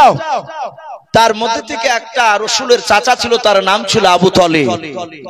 এই আবু তালিব লোকটা জান্নাতি না জাহান্নামী ভাই একটু জোরে বলেন তো। এই আবু তালিব জাহান্নামী, কিন্তু ওনার জীবনী পড়ে দেখা যায়, সিরাতে হালবিয়া বলে একটি কিতাব আমাদের উলামায়ে দেওবন্দে লেখা, অনেক বাপজি নবীজির সিরাতের বই লেখা আছে। আবু তালিব বিশ্ব নবীকে কেমন ভালোবাসতে। সম্মানিত ভাইরা আমার, বাবা জীবনেরা, আল্লাহ রসুলের চাচা আবু তালিব জাহান্নামী হয়েছিলেন, কিন্তু রসুলুল্লাহকে তিনি ভালোবাসা কম করেছিলেন না, নবীকে ভালোবাসতে। কিতাবে লিখেছে আল্লাহ রাসূল সাল্লাল্লাহু তাআলা আলাইহি ওয়াসাল্লাম যখন প্রথম জামানায় কলমার দাওয়াত দিতে লাগলেন, আল্লাহ রাসূলের কথা সবাই মানেনি। আবু জাহেল, উতবা, সাইবা, আবু সুফিয়ান, আবু লাহাব, এরা নবীজির শুরু জামানায় তারা একেবারে রাসূলের বিরোধিতা শুরু করেছিল। এবং আবু জাহেল মৃত্যু পর্যন্ত নবীজির বিরোধিতা করে গেছে। আবু লাহাব, উতবা, সাইবা এরা কিতাবে লিখেছে আল্লাহ রাসূল বাপজি নবুয়ত প্রাপ্ত হওয়ার পরে একেবারে 14 দিনকার দিন, ভাই একটু কান লাগাবে, নবীজি কলেমার দাওয়াত দিতে লাগলেন। 14 দিন ধরে দেওয়া হয়েছে। 14 দিনকার দিন মক্কার চৌরাস্তার মোড়ে আল্লাহ রাসূল সাল্লাল্লাহু আলাইহি ওয়াসাল্লাম তিনি 10-12টা লোককে কলেমার কথা শোনাচ্ছেন, জান্নাত জাহান্নামের কথা শোনাচ্ছেন। তারা কিন্তু খুব প্রভাবশালী ব্যক্তি ছিল না, ওই 10-12 জন, তারা গরীব শ্রেণীর মানুষ। আল্লাহ রাসূল তাদেরকে আলোচনা করছিলেন, নবীজির মিষ্টি বয়ান তারা মন দিয়ে শুনছিল। হঠাৎ করে দেখছে বেঈমান আবু জাহেল, উতবা, সাইবা, উতবা, উতাইবা, এই সব জানোয়াররা, কুখ্যাত বাপজি কাফের, মক্কার সেই সময় তাবুর নেতা, এরা দল বেঁধে যে দেখছে সে মুহাম্মদ সাল্লাল্লাহু আলাইহি ওয়াসাল্লাম এই তো জান্নাত জাহান্নামের কথা শোনাচ্ছে, আমাদের বাপ দাদা ধর্মের বিরুদ্ধে কথা বলছে। আবু জাহেল যাওয়ার পরই অমনি ডাক দিয়ে বলে, এই ভাতিজা, এই। আল্লাহ রাসূল এইভাবে তাকে বললেন, চাচা কি হলো? আবু জাহেল চোখ দুটো লাল করে মোটা মোটা করে সবাই মিলে রুখে গিয়ে আবু জাহেল বিশ্বনবীর এইভাবে কলার খানাকে বাপজি ধরলো, যাবা কলারটা ধরে ডাক দিয়ে বলে, আব্দুল্লাহর সন্তান, তোকে এতদিন আলামিন বলতাম, সত্যবাদী বলতাম, ভালো বলতাম, শোন আজ 14 দিন থেকে তুই নতুন দিনের দাওয়াত দিছিস, আমাদের বাপ দাদা ধর্মের বিরুদ্ধে কথা বলছিস। শোন, আজ তোকে সাবধান করে দিচ্ছে, আগামী কাল থেকে যেন কলমার দাওয়াত আর দিবি না। আল্লাহ রাসূল সাল্লাল্লাহু তাআলা আলাইহি ওয়াসাল্লামের শুধু কলারটা বাপজি ধরলো তা নয়, আল্লাহ রাসূলের গলায় এইভাবে আবু জাহেল হাতখানা ধরলো, গলায় হাত দিয়ে ধাক্কা দিয়ে বাপজি আপনার ফেলে দিল রাসূলকে। আহারে, যে রাসূল দুনিয়ার বুকে বাপজি রাস্তা দিয়ে, যে রাস্তাটা দিয়ে একবার হাঁটতে, শামাইলে তিরমিজি শরীফে এসেছে, নবী আমার একবার যে রাস্তা দিয়ে হাঁটতে, ওই রাস্তায় 14 দিন ধরে না হাঁটলে ওই রাস্তাতে নবত খুশবু পাওয়া যেত। বলুন সুবহানাল্লাহ। শুধু তাই নয়, নবী আমার যতবার দুনিয়াতে হাসতেন আল্লাহ রাব্বুল আলামিন নবীজির সম্মানার্থে জান্নাতের মর্যাদা ততবারই বৃদ্ধি করতেন। বলুন সুবহানাল্লাহ। এত দামি নবী, আর সেই নবীকে বেঈমান আবু জেহেল গলায় ধাক্কা দিয়ে বাপজি এমন করে জোরে দিল, রাসূল হুড়মুড় করে পড়ে গেল। নবী পড়ে গিয়ে বলেন, চাচা আমি তো অন্যায় করি নাই, আমি এদেরকে জাহান্নামে যাবে, এদেরকে জাহান্নাম থেকে কি করে জান্নাতে যাবে সেই রাস্তা বলতে এসেছি, আর আপনি আমাকে গলায় ধাক্কা দিয়ে ফেলে দিলেন। আবু জেহেল সবাই চিৎকার করে বলে, আর দ্বিতীয়বার আওয়াজ করলে তোকে এর চেয়ে বেশি আঘাত দেওয়া হবে, যা এক্ষুনি চলে যাও, আগামী কাল থেকে যেন কলমার দাওয়াত দিবি না। রাসূলকে ধাক্কা দিয়ে বাপজি বের করে দিল। কিতাবে লিখেছে ওই সময় রাসূলের আপন চাচা আবু তালিব, এই আবু তালিব কুরাইশ বংশের মক্কা নগরে উনিও একজন বড় মাপের নেতা, উনিও বড় নেতা, আবু জেহেলদের মতো তাবড় নেতা। আবু তালিব যাচ্ছেন তো দেখছেন সেই ওই নেতারা। আবু তালিব গিয়ে বলছেন, ভাই কি ব্যাপার, উতবা সাইবা, আবু সুফিয়ান, আবু লাহাব, এই আবু জাহাল কি ব্যাপার? সব নেতাগুলো এখানে, আমরা দু চারটা দেখেন পার্টির এক জায়গায় নেতা থাকলে আমরা বলি ভাই কি ব্যাপার, সব নেতা গেলে এখানে এক জায়গায় বলে একটা কাজে এসেছিলাম, চা খাচ্ছে। আবু জেহেলের পাশ থেকে উতবা বলল, আমরা এখানে ঘুরতে এসেছিলাম। আবু জেহেলের মনটা চরম ভারী। রাসূলের চাচা আবু তালিব বলল, ভাতিজা নয়, এই ভাই, এই আবু জেহেল তোমার মনটা ভারী কেন? আবু জেহেল মুখটা ভারী করে বলল, শুধু তোমার ভাতিজার জন্য বেঁচে গেল, এই কথা বলেছে। আবু তালিব বলল, ভাতিজা মানে কোন ভাতিজা? বলে, আবু তালিব তুমি এখানে কলা করছো, তুমি জানো না তোমার ভাতিজা মুহাম্মদ সাল্লাল্লাহু আলাইহি ওয়াসাল্লাম আব্দুল্লাহর ছেলে আজ 14 দিন থেকে আমাদের বাপ দাদার বিরুদ্ধে কথা বলছে, এই মক্কা নগরে এসেছিল এখানে, ওকে গলায় ধাক্কা দিয়ে বের করে দিয়েছে শুধু তোমার ভাতিজার জন্য, নালে ওখানে মারতে মারতে শেষ করে দিতাম এই জায়গায়। আবু তালিবকে বলল, তোমার ভাতিজাকে আজ রাতে গিয়ে বারণ করে দিও, যদি আগামী কাল থেকে কলমার দাওয়াত না দেওয়া বন্ধ করে, আমাদের বাপ দাদা ধর্মের বিরুদ্ধে কথা যদি বলে, তাহলে আমরা তোমার ভাতিজাকে মারতে বাধ্য হব, এ জাহাতে মারবো বলেছে। আর আবু তালিবের চোখ দিয়ে অমনি বাপজি পানি ঝরতে লাগলো, পানি চলে আসে। আমার বিশ্ব নবীজির চাচা আবু তালিব বলল, ভাই কিছু মনে করো না, আমি আব্দুল্লাহকে দেখেছি, আমরা ব্যবসা করতে গিয়ে আমার আব্দুল্লাহর ছেলে মুহাম্মদ সাল্লাল্লাহু আলাইহি ওয়াসাল্লাম যখন তার মার পেটে 6 মাসের বাচ্চা ছিল, সিরিয়ায় ব্যবসা করতে গিয়ে মারা গিয়েছে। হে আবু জেহেল শুনে নাও, 6 বছর বয়সে সে মুহাম্মদ সাল্লাল্লাহু আলাইহি ওয়াসাল্লাম মা হারিয়ে ফেলেছে, বাপের আদর পায়নি। 8 বছর বয়সে আমার আব্বা জান আব্দুল মুত্তালিব মুহাম্মদ সাল্লাল্লাহু আলাইহি ওয়াসাল্লামের আপন দাদা তিনি ইন্তেকাল করেছেন। তারপর থেকে না 8 বছর থেকে নিয়ে পর্যন্ত আমার কথা মোতাবেক চলে, আমাকে খুব ভালোবাসে, আমিও তাকে ভালোবাসি।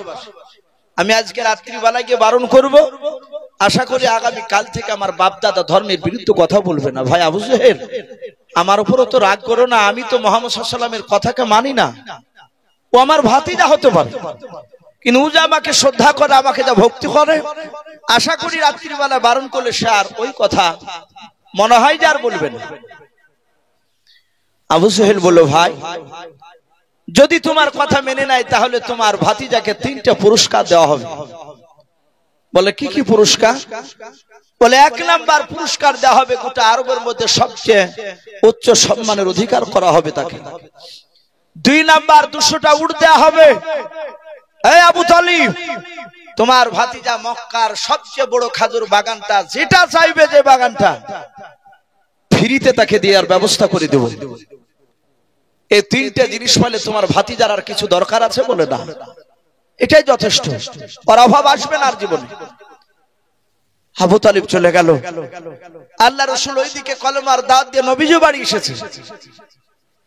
আবু তালিব 8 বছর থেকে নবীকে নিয়ে, 8 বছর বয়স থেকে নিয়ে রাসূলের 25 বছর বয়সে আমরা জানি খাদিজার সাথে বিয়ে হয়েছিল। কথা সত্য না মিথ্যা বলে? খাদিজার তখন বয়স ছিল বাপজি মাত্র 40 বছর। আর আমার বিশ্বনবীর বয়স কত বললাম? 25 বছর। এই 25 বছর 8 বছর থেকে নিয়ে 25 বছর পর্যন্ত খাদিজার বিয়ে হওয়ার দিন পর্যন্ত আবু তালিব বলেন আমরা দুই বাব্বাটাতে একসঙ্গে খাবার খেতে বসতাম, একটা বাসনে। আল্লাহ রাসূলকে নিয়ে একই বাসনে খাবার খেতাম। তাবলীগ ভাইরা আসে না আপনাদের তাবলীগ জামা? এক একটা খানচায় দেখেন বড় বড় বাসনে 3-4 জন করে বসে। কিছু মানুষের মুখে দাঁতে বাবজি ছিদল ভরা থাকে, তাও আমির সাহেবরা লজ্জা করে না, অনেকে কাছে ডাকে। এখন আবার কিছু কিছু তাবলীগ ভাই যাচ্ছে, রাগ করবেন না, তাবলীগকে আমিও শ্রদ্ধা করে ভালোবাসি।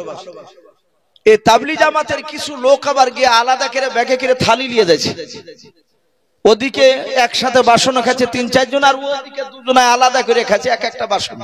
বলো ভাই কি ব্যাপার? বলো ভাই আমার রুচে না, এক জায়গায় বসে রুচছে না।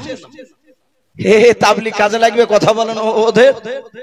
অথচ নবী বলেছেন এক মুসলমানের আঠো আর এক মুসলমানের জন্য শেফা শুরু। বলুন আলহামদুলিল্লাহ। ওষুধ শুরু। আমাদের হুজুরদেরকে দেখেছি, আমরাও খেয়েছি, হুজুর আমাদেরকে নিয়ে খা। আপনি পরীক্ষা করবেন মুফতি সাহেবদের সাথে যে একটু বসে দেখবেন আপনার দিককে আর আঠোকে টাইনি নিয়ে চাইতে খাবে।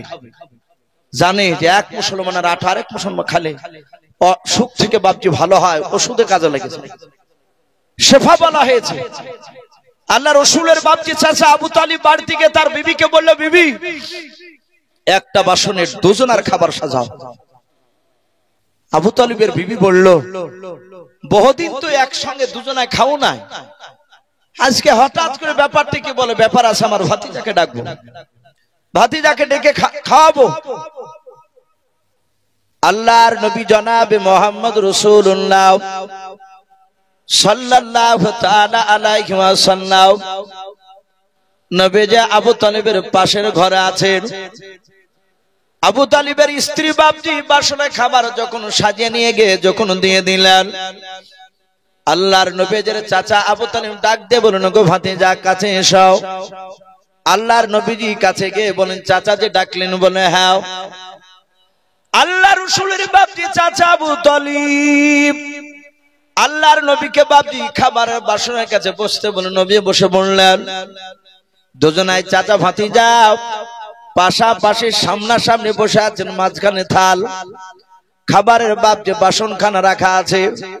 আল্লাহর নবীর চাচা আবু তালিব মনে মনে চিন্তা করেছেন, মহল্লা নবীজের চেহারার দিকে আবু তালিব তাকানোর পর চোখ দিয়ে বাপজি পানি টলমল করেছে।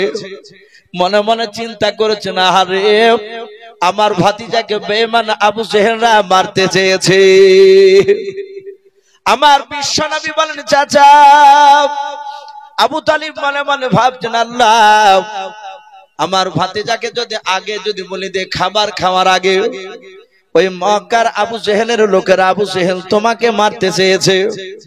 আবু তালিব চিন্তা করলো, আমি খাবার খাওয়ার আগে যদি ভাতিজাকে যদি বলে দিয়ে আমার ভাতিজা হয়তো দুঃখ করে আর হয়তো খাবার খাবে না, আর আমার ভাতিজা যদি খাবার না খায় সারা রাত আমিও ঘুমাতে পারবো না। বলুন সুবহানাল্লাহ। কি ভালোবাসা! আমরা অনেক মানুষ ভাবছি এখান থেকে শিক্ষা নিতে জানিনি। আমাদের এখানে অনেক সন্তান রয়েছে, অনেক মানুষ হয়তো আজ থাকতে পারেন বাব্বাটা জালসা শুনতে এসেছে, হয়তো মোটরসাইকেলে বেটাতে চালিয়ে নিয়ে এসেছে।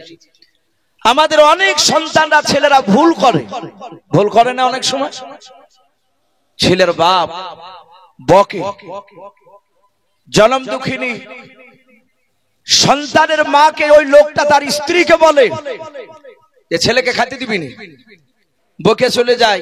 মা থাকতে পারে না, সন্তান না খেয়ে থাকবে, এ মার সহ্য হয় না।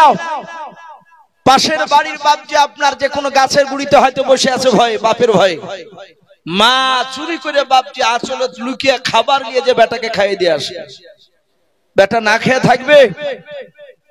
আর সেই সন্তানরা হতভাগারা বাপ মাকে বাপ যে আমরা চিনতে পারি না, বড় হওয়ার পর বাপ বুড়ি হয়ে গেলে বাপ আমাদের কাছে বিরাট বোঝা হয়ে যায়। বিরাট বোঝা হয়ে যায়। আমি লালগুলাতে বাপজি একটা জায়গায় জালসা করতে করতে যাহাতে পিতা মাতার হক সম্বন্ধে বলতে বলেছি, যাহাতে আলোচনা করেছি, আর এরকম অনেক লোক বসেছিল। একটা ছেলে মানুষ, সে তার প্যান্ট পরা, প্যান্ট শার্ট পরে ধড়াম করে উঠে বলছে, হুজুর একটা কথা বলবো। তা বললাম, ভাই বলে। একদম বাস্তব বলছি। অমনি উঠে বলছে, আপনার বাপকে আপনি ভাদেন তো? হ্যাঁ, একবারে সামনাসামনি একসে। তা বললাম, ভাই আপনার কি মনে হয়? বলছে, আমার মনে হয় যে আপনি মনে হয় আপনার বাপ মাকে ভাদেন না। অনেক মানুষ একবারে ডাইরেক্ট বলছে, আপনার বাপকে ভাদেন তো, আর পিতামাতার ওয়াজ করছে। আমি বললাম, ভাই আমার বাড়ি তো সে দৌলতাবাদ ঘাসপুর, এসেছি লালগোলায়। আপনি তো আমার বাড়ির খবর জানেন না, আপনি আমাকে এতটুকু দেখছেন, মাথায় একটা রুমাল পাগড়ি বাঁধা আছে, এইভাবেই বলছি, আর এই গোল জামা গায়ে দিয়ে আছি। হয়তো ধারণা করতে পারেন বুজুর্গ, কিন্তু আপনি আমাকে বুজুর্গ এটা ভাবছেন না, ভাবারও দরকার নাই। ওই দেখেন সামনে গাড়ি আছে, দেখেন আমার ভাই বসে আছে গাড়িতে, ওটা আমার আপন নিজের ছোট ভাই, একই মায়ের পেট থেকে বাড়ালছে, এইভাবে বলছে। ওই ভাইটাকে যে বলেন গা যে ইউসুফ তোমার বড় ভাই তো, হ্যাঁ, ওর বাপ মাকে দেখে কিনা সেটা বলেন। যদি বলে ওই ভাই, কিংবা আপনি কাজই চলেন গ্রামে, প্রমাণ যদি করেন যে ইউসুফ সাহেব তার বাপ মাকে ভাদাই নাই, গাড়ি দিয়ে দিব, টাকা নাই, এখন এত বেশি নিয়ে আসে, দিয়ে দিব, আপনাকে কথা দিচ্ছি। স্টেজ থেকে সব বাপজি অনেক লোকই থামতে বললো, বলে হুজুর ওয়াজ করে। ওয়াজ করে ঘরে গেলাম, উনি সাথে হাতে গেলে যায়। ভদ্রলোক আমাকে যে লোকের সামনে এরকম কথা বলেছে, আমি বুঝতে পেরেছি ও খুব রাগে কথাটা বলেছে। জোরে হাত ধরে বলছে, হুজুর মাফ করবে, আমাদের এখানে এলাকায় গোটা 20 মাওলানা আছে। হাফেজ বলেন, মাওলানা বলেন, আপনাকে প্রমাণ দেখে দিব, একটা আলেমও ভাদাই না, বাপ মাকে ভাদাই না। তা আমার ধারণা যে হয়তো আপনিও মনে হয় দেন না। না ভাই, খারাপ ভাববেন না, পৃথিবীতে এখনো হক্কানি আলেম আছে, এখনো বহু আলেম আছে। আমি হয়তো সেই জায়গায় পৌঁছাতে পারিনি, কিন্তু আমিও দেখেছি অনেক আলেমকে তার মার সেবা করতে। হ্যাঁ, কিন্তু বেশিরভাগ মা সেবা করছে না, এটা বাস্তব, অনেক জায়গায় দেখতে পাওয়া যাচ্ছে। আমার বিশ্ব নবী দরদি নবী বাপ মার মর্যাদার এত কথা বলেছে।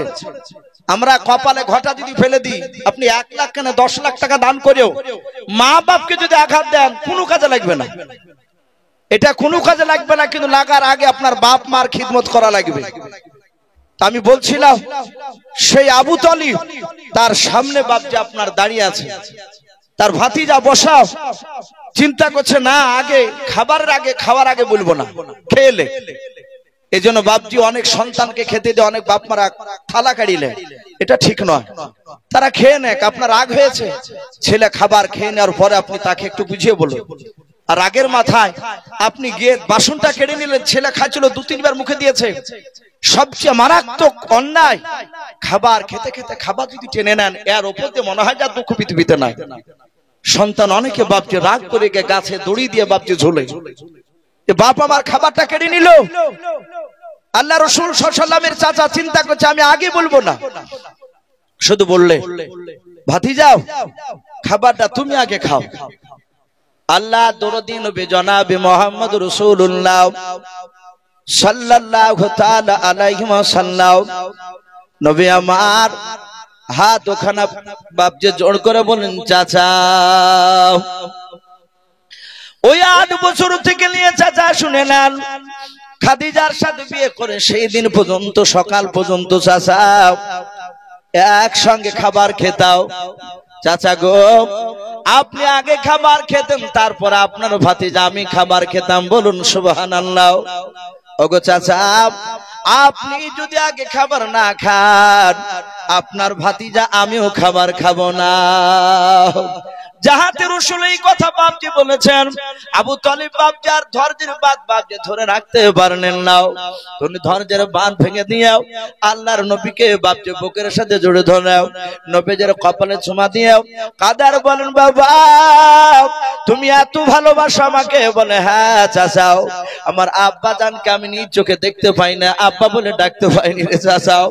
ও চাচা, আমি আপনাকে কোন সময় আব্বা আব্বা করে ডাকতাম, আবার চাচা বলে করে ডেকেছি, চাচা আপনাকে বাপের চেয়ে বেশি ভালোবাসি, চাচা গো আপনি আগে খাবার না খেলে আমি খাবার খেতে পারবো না। আবু তালিব বলল, ভাতিজা আর থাকতে পারলাম না। দিনের বেলায় মক্কা নগরে কি আবু জেহেলের সাথে দেখা হয়েছিল তোমার? বলো। আল্লাহর নবী বলুন, চাচা দেখা হয়েছিল। বলে কে কে ছিল? বলে উতবা, সাইবা, ওতাইবা আর আবু সুফিয়ান, আবু জেহেল, এরা সবাই ছিল। আল্লাহ রাসূল বলে, চাচা আমি এমন কোন অন্যায় কথা বলি নাই। ও চাচা, মৃত্যুর পর কঠিন জাহান্নামের ঠিকানা আছে, জাহান্নামের জায়গা আছে, ওই জায়গা মানুষ আগুন সহ্য করতে পারবে না। ওগো চাচা, আমি তাই গোটা 10 লোককে আমি তাদেরকে শোনাছিলাম কথাগুলো। আর ওই সময় চাচা আবু জেহেল কোথা থেকে দৌড়ে এসে তারা তাদের বাহুতে বল ছিল, তারা দল সংখ্যায় অনেকগুলো ছিল। তাই চাচা আমার গলায় ধাক্কা দিয়ে তারা এমন করে ধাক্কা দিয়ে ফেলে দিল। চাচা এই দেখেন পড়ে গিয়ে আমার কপালটা একটু ভুলে গিয়েছে, লেগেছে। আল্লাহ রাসূলের চাচা আবু তালিব বাবা, আল্লাহ রাসূলের বাপজি কপাল ফোলা জায়গা, আবু তালিব বাপজি মুখ থেকে থুতু বের করে দিয়াও নবীজের ব্যথা লাইগা জায়গা একটু বুনিয়ে দিলেন। বলে বাবা তুমি চলে যাওয়ার পর আমি গিয়েছিলাম, আমার সাথে দেখা হয়েছিল রে বাবা। ওদের ভঙ্গিমা গানা দেখলাম, খুব ভালো লাগে নাই। ওদের চাউনি দেখলাম, চোখগুলো মোটা মোটা হয়েছে রে বাবা। মনে হয় তোমাকে আর বেঁচে রাখবে না, মারবে। ভাতিজা আমাকে বারণ করে দিয়েছে বলতে, আমি তোমার হাত দুখানা ধরে বলি বাবা আগামী কাল থেকে যেন আর কলমার দাওয়াত তুমি দিবা না। শুনে না, আমাদের বাপ দাদা ধর্মের বিরুদ্ধে কথা বলবা না। আল্লাহর নবী জনাবি মুহাম্মদ রাসূলুল্লাহ সাল্লাল্লাহু তাআলা আলাইহি ওয়াসাল্লাম বলে, চাচা আর কিছু বলেছে? বলে হ্যাঁ বাবা। বলে কি বলেছে চাচা বলুন। বলে ভাতিজা শুনে নাও, যদি তুমি কলেমার দাওয়াত দেওয়া বন্ধ করে দাও তাহলে তোমাকে 3টে পুরস্কার দিবে। বলে কি চাচা? বলে প্রথম নাম্বার, গোটা মক্কা নাই গোটা আরবের মধ্যে সবচেয়ে তোমাকে সম্মান 1 নম্বর করা হবে। 2 নাম্বার, দুটো হিষ্টপিষ্ট নাই, হিষ্টপিষ্ট একটা নাই দুটো নাই, তোমাকে 200টা উড়দান করা হবে। মক্কা নগরে যে খেজুর গাছটা বাগানটা চাইবা সেই বড় বাগানটা তোমাকে ফ্রিতে দেওয়া হবে। ওরে আমার ভাতিজা, এগুলো হলে তোমার আর কিছু করা লাগবে না জীবনে, এতে সংসারে চলে যাবে। ও ভাতিজা খবরদার তুমি জানো কলমার দাওয়াত দিতে যেও না, কাফেররা আবু জেহেলরা তোমাকে মারবে। আল্লাহর নবী বলেন, চাচা আর কিছু দিতে চেয়েছে, 3টা বাদ দিয়ে বলে নাও। এই 3টা দিতে চেয়েছিল বাবা। আল্লাহর নবী বলেন, চাচা এই 3টা কেন, সারা পৃথিবীর ধন সম্পদ যদি আমাকে দিয়ে দেয়। ওগো চাচা শুধু তাই নয়, আসমান থেকে চাঁদ পেড়ে নিয়ে এসে যদি আমার বাম হাতে দিয়ে দেয়, আসমান থেকে সূর্য নিয়ে এসে যদি ডান হাতে দিয়ে দেয়, চাচা খোদার কসম করে বলে শুনে নেন, ওগো চাচা আমি কলেমার দাওয়াত দেওয়া বন্ধ করব না। জোরে বলুন সুবহানাল্লাহ। বলে এই চাচা, চাঁদ সূর্য দিল, আমি কলেমার দাওয়াত বন্ধ করব না, হক কথা বলবই। জাহাতে রাসূলুল্লাহ জোরে তাকিদ দিয়ে কথা বলেছে। আর ওই দিকে বাপজি হযরতে আবু তালিব রাসূলের আপন চাচা, তার চোখ দুটো কুখের মতো লাল হয়ে গেল। কাঁদছিল, নবীকে মারবে শুনে অমনি চোখ দুটো লাল করে বলছে, এই ভাতিজা তাহলে তুমি কলেমার দাওয়াত দেওয়া বন্ধ করবে না? বলে চাচা না, আমি কলেমার দাওয়াত দেবই, আমাকে রাহমাতুল আলামিন নবী করে পাঠিয়েছে। সাদা হাতে আবু তালিব ডাকতে বলে, ভাতিজা শুনে নাও, আমি লাত উজ্জার কসম কেন বলি। ওই সময় কাফেররা সবচেয়ে বড় দেবতা লাত উজ্জাকে ডাকতো।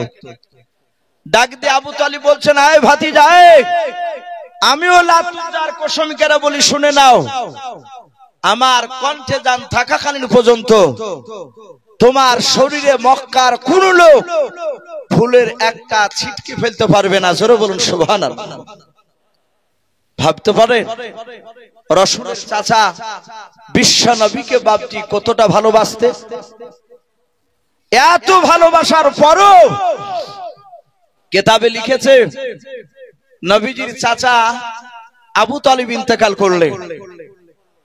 নবীজির চাচা বেঁচে থাকতে, আবু তালিব বেঁচে থাকতে আবু জেহেলরা মারলি নবীজির চাচা শুনতে পেলে দৌড়ে যেতেন আর কাফেরা ছেড়ে দিয়ে পালিয়ে যেত। রাসূলের গার্ড হিসাবে বাপজি ছিল। নবীজির চাচা যখন বাপজি আপনার ইন্তেকাল করে, আল্লাহর দরদি নবীর আপন চাচা ইন্তেকাল যখন করে, কিতাবে লিখেছে তার মওতের সময় আমার বিশ্ব নবী বলেছিলেন, চাচা একটিবার শুধু কলমা পড়ো। আবু তালিব বলেছিল, ভাতিজা আমি পড়বো না।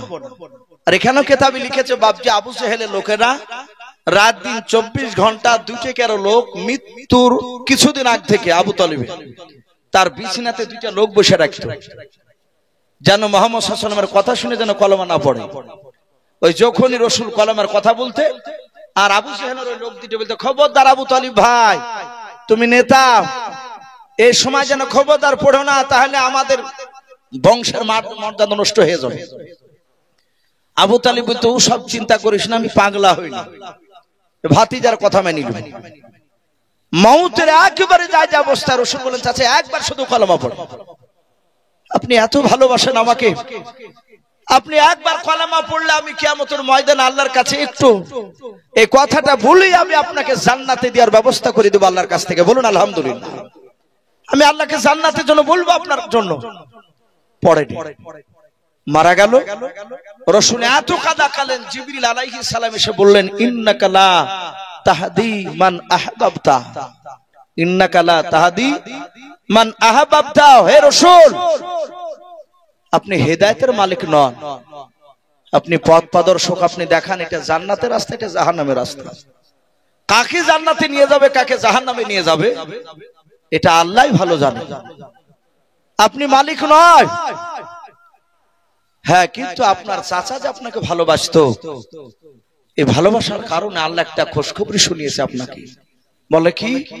বলে জাহান্নামের সবচেয়ে ছোট্ট আযাবটা আপনার চাচাকে দেওয়া হবে। আল্লাহ রাসূল বুকটা একটু উঁচু করে বুক ভরা আশা নিয়ে বললেন, জিবরিল ভাই, জাহান্নামের সবচেয়ে ছোট আযাব কোনটা একটু বলো ভাই। হে জিবরিল বলল, আমার চাচার ছোট্ট আযাবটা তো আল্লাহ দিব বলেছে, ছোট আযাব কোনটা? বলে আল্লাহ বলেছে জাহান্নামের সবচেয়ে ছোট আযাব আগুনের 2টা জুতো আপনার চাচার পায়ে পরিয়ে দেওয়া হবে। হে রাসূল, আযাবটা ছোট, কিন্তু ছোট আযাবের এত তীব্র আযাব, এত তাপ, যখনই পায়ে দেওয়া হবে সাথে সাথে তার মগজগুলো টকবক টকবক করে ফুটবে। ভাই, ওগো বাপ, ও পর্দার আড়ালের মা বোনেরা, জাহান্নামের যদি ছোট আযাবটা যদি এত ভয়ঙ্কর হয়, তাহলে আর সব বড় বড় আযাবগুলো কত ভয়ঙ্কর হবে। সম্মানিত ভাইরা আমার, বাবা জীবনেরা, তা আমি আপনাদেরকে অনুরোধ করব, আপনাদের সকলকে একটু অনুরোধ করব, ভাই আল্লাহ রাসূলের সুন্নাতের উপর একটু আমল করি, একটু সুন্নাতের উপর আমল করি। আবু তালিব রাসূলকে মহব্বত করেছিল, কিন্তু নবীজির সুন্নাতকে মানে নাই, নবীর সুন্নাতকে মানে নাই। আজ আমরা যদি বাপজি রাসূলের সুন্নাতের উপর আমল যদি না করি, আজ জান্নাত যাওয়া যাবে না ভাই। অনেক কথা আসছে চোখের সামনে বাপজি বলার, অনেকে হয়তো রাগ করবে। আজ নামাজ পড়ছে বাপজি, আমাদের সুন্নাতি পোশাক আমাদের নাই। অনেক মানুষ দেখতে পাওয়া যায় সামনে নামাজ পড়ছে, পেছনে বাপজি যারা নামাজ পড়ে অনেকে নামাজই হয় না, প্যান্ট শার্ট পরে, অনেকে গেঞ্জি পরে, পাঞ্জাবি পড়তে চাই না। যদি আবার নামাজের জন্য যদি বলা হয় ভাই পাঞ্জাবি পরে আসেন, তা বাবা ইমামের বিরুদ্ধে লেগে যায়। সেজদায় যখন যায় কিছু লোক দেখেন গেঞ্জি পরে গেলে, প্যান্ট পরে গেলে তার ভিতর থেকে যেগুলো ঢাকা ফরজ সেগুলো বাপজি দেখতে পাওয়া যায়। আমরা সুন্নাত মোতাবেক আমল করি নাই। তাই প্রতিটা বাপজি ভাইকে বলবো, রাসূল যেভাবে খুশি হতে, সাহাবারা যেভাবে চলেছিলেন, সেই দিকে একটু লক্ষ্য রাখি, না হলে জাহান্নামের আগুন খুব কঠিন। আমরা জানি আল্লাহ রাসূল সাল্লাল্লাহু তাআলা আলাইহি ওয়াসাল্লামের সাহাবারা তারা কাঁদতেন। আমরা জানি হযরত মা খাদিজাতুল কুবরা রাদিয়াল্লাহু তাআলা আনহা, তিনি জান্নাতি না জাহান্নামী? ভাই একটু জোরে কথা বলুন তো। খাদিজা জান্নাতি, অথচ বাপজি এত বড় দামি আল্লাহ রাসূল দুনিয়ার বুকে আল্লাহর তরফ থেকে বাপজি 10 জনকে জান্নাতের খুশখবরি শুনিয়েছিলেন। তার মধ্যে খাদিজাতুল কুবরা। কিতাবে লিখেছে আল্লাহ রাসূল সাল্লাল্লাহু তাআলা আলাইহি ওয়াসাল্লাম মসজিদে নববীতে বাপজি নয়, বাড়ি থেকে খাদিজার বাড়ি থেকে আরেকটা মসজিদে গিয়ে নামাজ পড়ছে। আল্লাহ রাসূল সাল্লাল্লাহু তাআলা আলাইহি ওয়াসাল্লাম মেরাজে গিয়ে বাপজি জান্নাত জাহান্নাম যে দেখে এসেছিলেন। অনেক ঘটনা আছে মেরাজের, ওদিকে আমি যাব না। ওখান থেকে বাপজি এসে সাহাবাদের সামনে আলোচনা করে নিজের অর্ধাঙ্গিনী বিবি খাদিজার কাছে গিয়ে বললেন, খাদিজার কাছে যাহাতে বাপজি জাহান্নামের কথা বলেন, হে খাদিজা সাবধান হয়ে যাও, ওগো খাদিজা তুমি ভেবো না যে আমার স্বামী পয়গম্বর রাসূল বলে আমার কবরে আযাব হয়তো হবে না। এই ভাই, অনেক মানুষ দেখেন চায়ের দোকানে বলে তার বংশ যদি একটা হাফেজ হয়ে যায়, যদি মৌলবি হয়ে যায়, তো বলবে ভাই ও নামাজ না পড়লে হবে, বংশ একটা মৌলবি করে ফেলাচ্ছে। এরকম অনেকে বলে না, অনেকে বলে। এবারে এই কথার দিকে একটু কান লাগাবে। আল্লাহ রাসূল বলছেন, হে খাদিজা তুমি ভেবো না যে আমার স্বামী পয়গম্বর রাসূল বলে আমার হয়তো কবরে আযাব হবে না। খাদিজা সাবধান হয়ে যেও, আমি রাসূল যেভাবে চলতে বলবো সেইভাবে চলবা। আল্লাহ কোরআন পাকে যেভাবে চলতে বলেছে সেইভাবে চলা লাগবে তোমার। খাদিজার সামনে জাহান্নামের বয়ান সব শোনালে চলে গেলে। আল্লাহর দরদি রাসূল মসজিদে গিয়ে বাপজি সেজদায় পড়ে আছে। আর ওই সময় খাদিজাতুল কুবরা আগিনাতে বাড়ি উঠে এনে বসে, হঠাৎ করে তিনি কাঁদতে কাঁদতে তিনি অমনি হুড়মুড় করে বাপজি মাটিতে কাঠ হয়ে পড়ে গেলেন। আল্লাহ রাসূলের কলিজার টুকরা বিটি মা ফাতেমাতুজ জোহরা রাদিয়াল্লাহু তাআলা আনহা, রাসূলের ফাতেমাকে এত ভালোবাসতেন নবী। এই আল্লাহ রাসূলের কলিজার টুকরা বিটি ফাতেমা, যার ব্যাপারে নবী বলেছেন জান্নাতের নারীদের হচ্ছে আমার বিটি ফাতেমাতুজ জোহরা, তিনি সরদারনি, বলুন আলহামদুলিল্লাহ।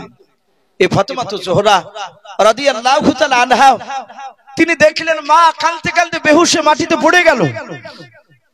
আল্লাহ নবীজির কলিজার টুকরা বিটি ফাতেমা দৌড়ে গিয়ে বাপজি মা মা করে কাছে গেলেন।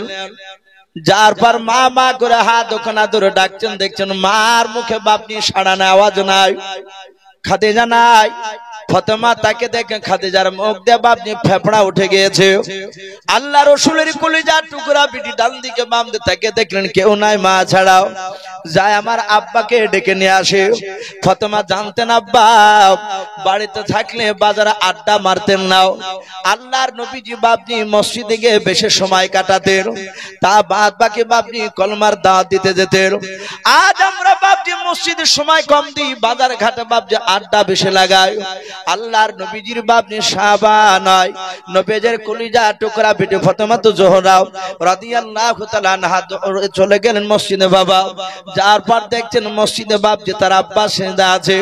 আল্লাহর নবীর বিটি ফাতেমা মসজিদে গিয়ে সালাম দিলেন, আসসালামু আলাইকুম ইয়া আহলাল মসজিদ। মসজিদে যখন সালাম দিলেন, আল্লাহ রাসূলের বাপজি কলিজার টুকরা বিটি সালাম দেওয়ার পর মসজিদে বাপজি যার পর হাত দিয়ে নয় বাবা পেছন দিক দিয়ে বলেন, আব্বা তাড়াতাড়ি নামাজটা শেষ করুন।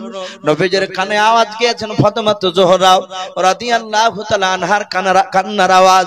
আল্লাহ দরদি নবী কান্না সহ্য করতে পারতেন না। হাদিস শরীফে পাওয়া যায় আল্লাহর নবীর কলিজার টুকরা বেটে মা ফাতেমাতুজ জোহরা রাদিয়াল্লাহু তাআলা আনহা কাজ করতেন বাপজি, বাড়ির কাজ করতে করতে হাতে বাপজি ফোঁসা পড়ে যেত। আল্লাহর নবীর কলিজার টুকরা বেটে ফাতেমা এত গরিব ছিল। আলী রাদিয়াল্লাহু তাআলা আনহু নবীজির জামাই। আলী বলেন, ওগো ফাতেমা আমি গত পরশুদিন তোমার আব্বার সাথে যুদ্ধের ময়দানে গিয়েছিলাম। তোমার আব্বা অনেক বাদী পেয়েছে, অনেক গোলাম পেয়েছে। যা তোমার আব্বাকে গিয়ে বলো গা একটা গোলাম কিংবা বাদী নিয়ে আসবা, তোমার সংসারে কাজ করবে, এতে তোমার উপকার হবে। আল্লাহর নবী বাপজি কথা শোনার পর নবীর বিটি ফাতেমাতুজ জোহরা রাদিয়াল্লাহু তাআলা আনহা বাপজি চলে গিয়েছিলেন। আল্লাহ রাসূল দূর থেকে দেখলেন ফাতেমাতুজ জোহরা আসছেন। আল্লাহ দরদি নবী বাপজি সাহাবাদের সামনে মজমায় বসেছিলেন। নবী আমার ফাতেমাকে দেখে বাপজি কাছে গিয়ে বলেন, বেটে কেন তুমি আসলে? তোমার জামাইকে দিয়ে খবর দিলে তো আমি পয়গম্বর তোমার বাড়িতে গিয়ে দেখা করে আসব। সেই নবীজির কলিজার টুকরা বিটি ফাতেমাতুজ জোহরা রাদিয়াল্লাহু তাআলা আনহা ডাক দিয়ে বলেন, আব্বা জান তাড়াতাড়ি নামাজ শেষ করুন। আল্লাহ দরদি নবী নামাজ শেষ করলেন। তাকে বলেন, মা রে কেন কান্না করেছো বলো? ফাতেমা ডাক দিয়ে বলেন, আব্বা আমার মা এতক্ষণ মনে হয় আর বেঁচে নাই। দরদি নবী ফাতেমাকে নিয়ে বাড়ি চলে গেলেন। যার পর ঠান্ডা পানি দিয়ে খাদিজার মুখে চেহারায় ছিটা মারলেন। খাদিজার জ্ঞান ফিরলো। আল্লাহর দরদি নবী ডাক দিয়ে বলে, ফাতেমা নয় খাদিজাও, বলো তোমার কি হয়েছিল, কেন কান্না করতে করতে বেহুশ হয়ে গিয়েছিল বলো। খাদিজা কাদার বলে, নবী আমার এমন কিছু হয় না গো নবী, শুনে নেন, আপনি বলেছেন কবর কোন খুব ভয়ঙ্কর কঠিন জায়গা, যে কবর নাজাত পেয়ে যাবে সে সব জায়গায় নাজাত পেয়ে যাবে। ওগো আল্লাহর নবী, যে এই যে আপনার জীবদ্দশা, আপনি জিন্দা অবস্থায় আমি বিপদে পড়েছি, আপনি দৌড়ে এসে আমার পাশে এসে বসে গিয়েছেন, আপনি আমাকে জিজ্ঞাসা করছেন খাদিজা কি হলো। ও নবী, যে আপনার আগে যদি আমার ইন্তেকাল হয়ে যায় বলুন আপনি কি করবেন। বিশ্ব নবী বলুন, খাদিজা তোমার যদি আমার আগে ইন্তেকাল হয়ে যায়, যেমন ভাবে মানুষদেরকে দাফন করো ওইভাবে তোমাকে দাফন করব। আল্লাহর নবীজির কলিজার টুকরা বিটি নয়, মা ফাতেমা জোহরা রাদিয়াল্লাহু তাআলা আনহার জন্ম দক্ষিণে মা খাদিজা নবীর হাত দুখানা ধরে বলে, নবী ও নবীজি শুনে নেন, আপনার আগে যদি ইন্তেকাল হয়ে যায় নবী আপনার মুখে শুনেছি কবরে নাকি তিনটা প্রশ্ন করা হবে, মান রব্বুকা মান নবিয়ুকা মা দীনুকা।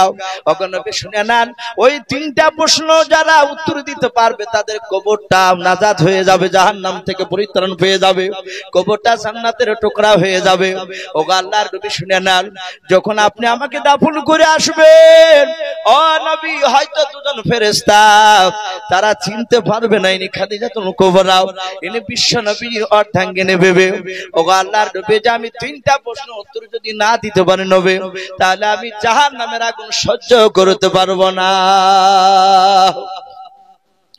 আল্লাহ রাসূল বলে, নূরে খাদিজা তুমি কেন নাও, আমি পয়গম্বর রাসূল তোমার কাছে কথা দিলাম, আমি শুনে না তোমার সুন্নাত দেখেছি, এমন ভাবে আমার সুন্নাতকে মানো, যেমন ভাবে আল্লাহর বিধানকে তুমি মানো।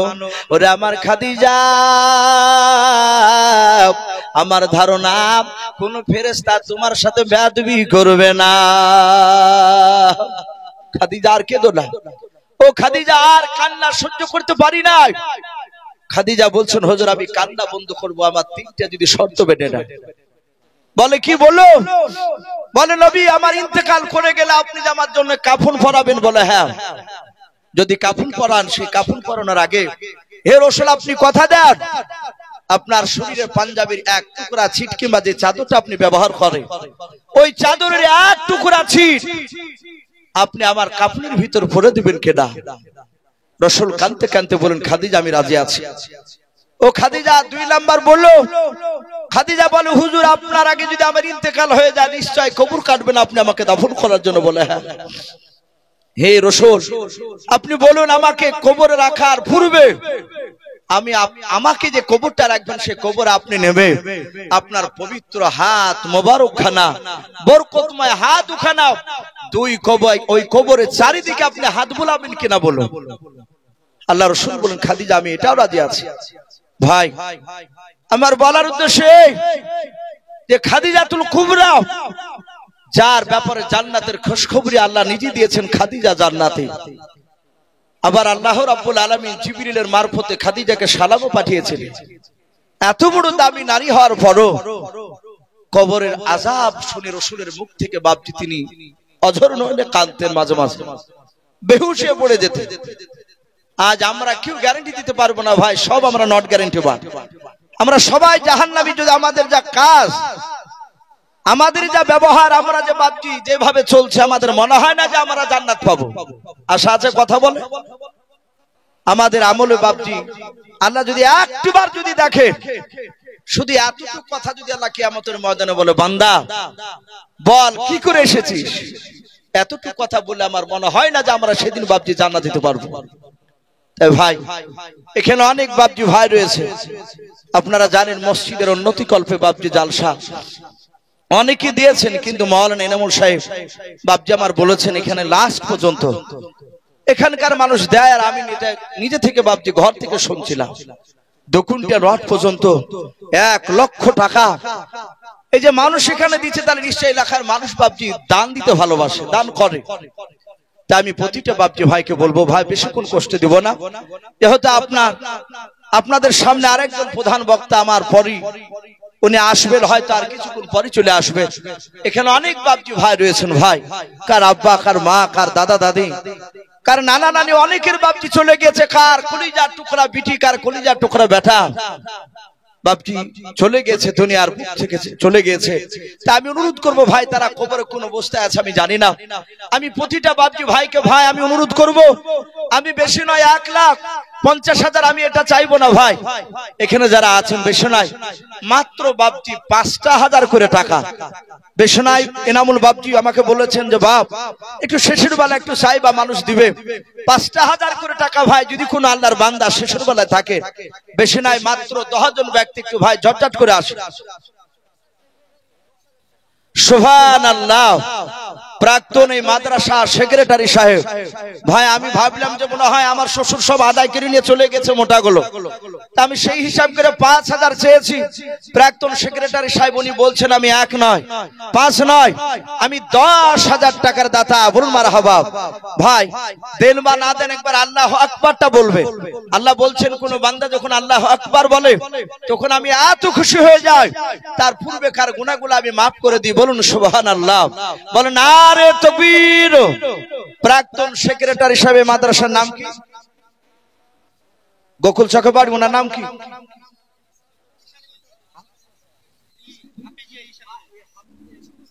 হাফিজা ইশাকুল মন্ডল। প্রাক্তন যে সেক্রেটারি হাসান আলী মন্ডল, উনি বলছেন আমি 10,000 টাকার দাতা। বলুন মারহাবা। আল্লাহ তার 10,000 টাকার দানকে আল্লাহ কবুল করুন, তার আত্মীয় স্বজন কবর আযাবকে maaf করুন। আয় আল্লাহ তুমি তার ঈমানটা হযরত আবু বকর সিদ্দিক রাদিয়াল্লাহু তাআলা আনহুর মতো বানিয়ে দাও। বলুন আল্লাহুম্মা আমিন। ভাই যখন 10,000 দিলেন, আমি 5,000 করে 10টা চেয়েছি, আর 10,000 করে ভাই একটু 5টা মানুষ আসি ভাই। ইসলামের খুঁটি আমরা জানি 5টা, একটা হয়েছে ভাই, একটু ঝটঝট করে বলি ভাই, দেরি করবেন না গো মা বোন, মা বোনেরা। আমি দেখেছি, আমি পেছনে বসছিলাম, আমার শ্বশুর মশাইয়ের হাতে দেখলাম 5 করে 10,000 টাকা নয় 12,000 টাকা দিয়েছেন তারা মা বিটিতে। এখানে অনেক মা বিটি রয়েছে, আমি আপনাদের অনুরোধ করবো আপনারা একটু মসজিদ বানানোর জন্য কিছু দেন। সুবহানাল্লাহ। বলেন নারে তাকবীর। এ শফিকুল ইসলাম নামে দেখো বান্দা কোথায় যে ছিল, আল্লাহর নাম শুনে দেখো 10,000 টাকা দিলাম, যার সাথে যে নিয়াতে করিয়াছে দান, দানকে কবুল করো তুমি সুবহান। অগবাড়ি দোয়া করি অগপাক বাণী, মিজানেতে নেকির পাল্লা করে দিও ভাই। আল্লাহুম্মা আমিন। নারে তাকবীর। ভাই দুজন হয়েছে ভাই, একটু আসি। মাশাআল্লাহ। ভাই দেখেন আব্দুর রশিদ সাহেব, উনিও বলছেন আমি 1 টলি ইটের দাতা। বলুন মারহাবা। বলেন আরে তাকবীর। আল্লাহ তার 1 টলি ইটকে আল্লাহ তুমি কবুল করে নিও। আল্লাহ তুমি তার রুজি রোজগার বরকত দাও, তার আত্মীয় স্বজন কবর আযাবকে maaf করে দাও। বলুন আল্লাহুম্মা আমিন। ভাই একটু তাড়াতাড়ি আসো ভাই।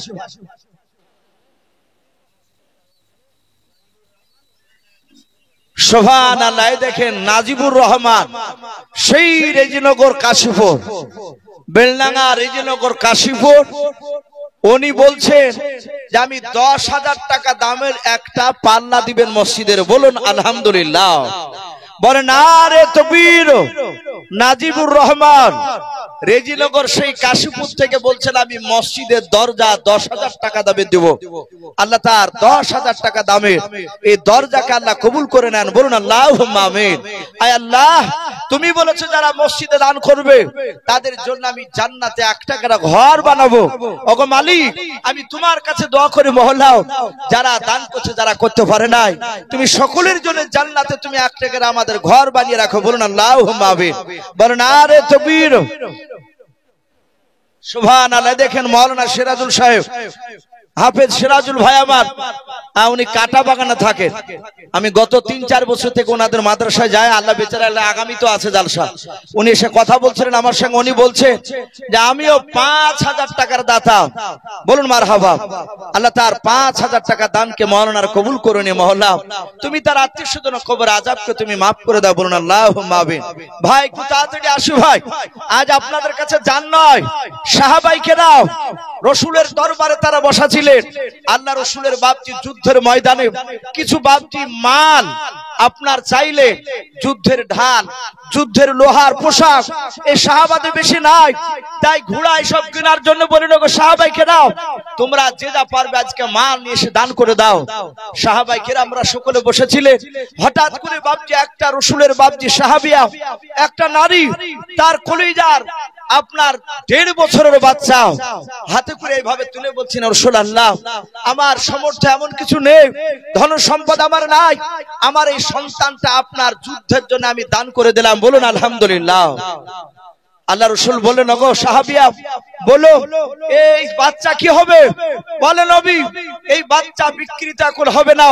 রসুল শুনে নেন, কাফিররা যখন আপনাকে তলোয়ার চালাবে কোন সাহাবাকে দিয়ে দিবে যার কাছে ঢাল থাকবে না, তখন এই বাচ্চাটা এইভাবে যেন তলোয়ার সামনে দিয়ে ঢাল স্বরূপ যেন ধরে রাখে। ভাই আজকে জান নয়, তারা জানের প্রতিযোগিতা করতেন, আজকে জান নয় বাপজি কিছু মাল, ধন সম্পদ থেকে বাপজি কিছু মাল টাকা একটু আসে ভাই, ঝটঝট করে দি। সুবহানাল্লাহ। মমিনুল শেখ এখানে বাড়ি নাকি? এই মৌলানা সাহেবের বড় ভাই মমিনুল ইসলাম, উনিও বলছেন আমি 1 কুইন্টাল রড, বলুন মারহাবা, বলেন আরে তাকবীর। আল্লাহ তাআলা 1 কুইন্টাল রড কে আল্লাহ কবুল করুন, বলুন আল্লাহুম্মা আমিন। আয় আল্লাহ, রড দিয়ে যেমন ছাদকে টনটনি করে ধরে রাখে, ওগো মাওলা তুমিও সেই মমিনুল ইসলামের ঈমানটা তুমি রডের মতো মজবুত করে দাও, বলুন আল্লাহুম্মা আমিন। ভাই একটু আসি ভাই, আল্লাহ বলেছেন আমা খলাকনাকুম আজওয়াজা। সুবহানাল্লাহ। মাঠপাড়া রফিকুল শাহ বলেন আরে তাকবীর। মাঠপাড়া রফিকুল শাহ উনিও বলছেন 1 টন ইট, বলুন মারহাবা। মাঠপাড়া রফিকুল শাহ নামে দেখো বান্দা কোথায় যে ছিল, আল্লাহ নাম শুনে দেখো 1 টন ইট দিয়া গেল। ওগো বাড়ি দোয়া করি ওগো পাক রব্বানা জান্নাতে খেলায় তুমি আঙ্গুর বেদানা, আল্লাহুম্মা আমিন। আরে তাকবীর। ভাই একটু তাড়াতাড়ি আসি। মাশাআল্লাহ দেখেন এই মৌলানা সাহেবের আবার মেজো ভাই উনিও বলছেন 1 টলি বালি, বলুন মারহাবা। আয় আল্লাহ, বালির দানাতে যত দানা রয়েছে বালি, এক একটা দানার বিনিময়ে ও মাওলা তুমি 5 লক্ষের উপর বেশি করে তুমি নেকি লিখে দাও, বলুন আল্লাহুম্মা আমিন। আল্লাহ তুমি তার আত্মীয়স্বজন কবর আযাবকে maaf করে দাও, বলুন আল্লাহুম্মা আমিন। মাশাআল্লাহ দেখেন মৌলানা সাহেব নাম মৌলানা হাজিকুল ইসলাম সাহেব, এ দেখেন ওরা ভাই ভাই বাপজি পাল্লাপাল্লি শুরু করে দিয়েছে। মৌলানা হাজিকুল ইসলাম সাহেব উনিও বলছেন 1 টলি বালি, 1 টলি বালি, বলুন মারহাবা, বলেন আরে তাকবীর। আল্লাহ সেই মৌলানা ভাইয়ের 1 টলি বালিকে আল্লাহ কবুল করে নে, মহল্লা তুমি তার ইলমিয়াতকে কবুল করে নাও, বলুন আল্লাহুম্মা আমিন। আল্লাহ তুমি তার দ্বারা দ্বীনের খিদমত তুমি করে নাও, তার আত্মীয়স্বজন কবর আযাব maaf করে দাও, তাদের রুজি রোজগারে বরকত দাও, বলুন আল্লাহুম্মা আমিন। ভাই আসি। এই দেখেন মৌলানা সাহেবের হাজিকুল মৌলানা সাহেবের ছোট ভাই উনি বলছেন 5 বস্তা সিমেন্ট, প্রায় 2000 টাকার উপরে দাম, আল্লাহ তার 5 বস্তা সিমেন্টের দানকে আল্লাহ কবুল করুন, বলুন আল্লাহুম্মা আমিন। সুবহানাল্লাহ। গোয়াশে বাড়ি সুফেরা বিবি মা আমার পর্দার আড়াল থেকে এসে বলছেন 5 বস্তা সিমেন্টের বস্তা দান করেছে, আল্লাহ তুমি তার দানকে কবুল করে নিও, আল্লাহ তুমি সেই সুফেরা মায়ের দানটাকে মহল্লা তুমি কবুল করে নিয়ে তার ঈমানটা হযরত মা ফাতেমা জোহরা রাদিয়াল্লাহু তাআলা আনহার মতো বানিয়ে দাও, বলুন আল্লাহুম্মা আমিন। ভাই আসি। কালু ভাই আবার উনিও বলছেন 5 বস্তা সিমেন্টের দাতা, বলুন মারহাবা, আল্লাহ তার দানকে কবুল করুন। ভাই আমরা কেউ খালি হাতে যাব না ইনশাআল্লাহ। ঈমানদার আপনার কলা গাছের মতো, কলা গাছকে যত কাটবে তত কলা গাছ তেউর ছাড়ে বের হয়। ঈমানদার একবার দিয়ে বাপকে বন্ধ হয় না। ভাই একটু আসি, আমার পরি বক্তা আসবে, ভাই দেরি না করে একটু তাড়াতাড়ি আসে। আমি এই জালসার কমিটি ভাইদেরকে বলবো ভাই প্রধান বক্তাকে একটু রেডি হতে বলবে, হয়তো মানুষ বিরক্ত হতে পারে। শামসুল মন্ডল হজে যাবেন সামনে, হ্যাঁ আল্লাহ আপনার হজকে কবুল করুন, বলুন আল্লাহুম্মা আমিন। উনি 10 বস্তা সিমেন্টের দাতা, বলুন মারহাবা, বলেন আরে তাকবীর। ভাই দেরি না করে একটু তাড়াতাড়ি আসো। ভাই সুন্দরা নারে তাকবীর। এ সুন্দরা বিবি নামে দেখো মা আমার কোথায় যে ছিল, পর্দা না হতে দেখো তো বস্তা মসজিদ বানাবো বলে সিমেন্ট নিয়ে গেল, যে আশাতে যে নিয়াতে করিয়াছে দান, দানকে কবুল করো তুমি সুবহান। অগবানি দোয়া করি ওগো পাকবানি, মিজানেতে নেকি পানা করে দিও ভারি। আমি পাপী গুনাহগার দোয়া নাই জানি, তার জন্য দোয়া করবে ফাতেমা জননী আল্লাহুম্মা আমিন। নারে তাকবীর। নেরে সাগাওয়া নামে দেখো বান্দি কোথায় যে ছিল, আল্লাহ নাম শুনে দেখো স্বামীর নামে 40 কেজি ধান দিয়ে গেল, যে আশাতে যে নিয়াতে করিয়াছে দান, দানকে কবুল করো তুমি সুবহান। আর দোয়া করি বলো তাহারও স্বামীর জন্নতে, সুখে শান্তি দেখো তুমি কবর বুকে আল্লাহুম্মা আমিন। নারে তাকবীর।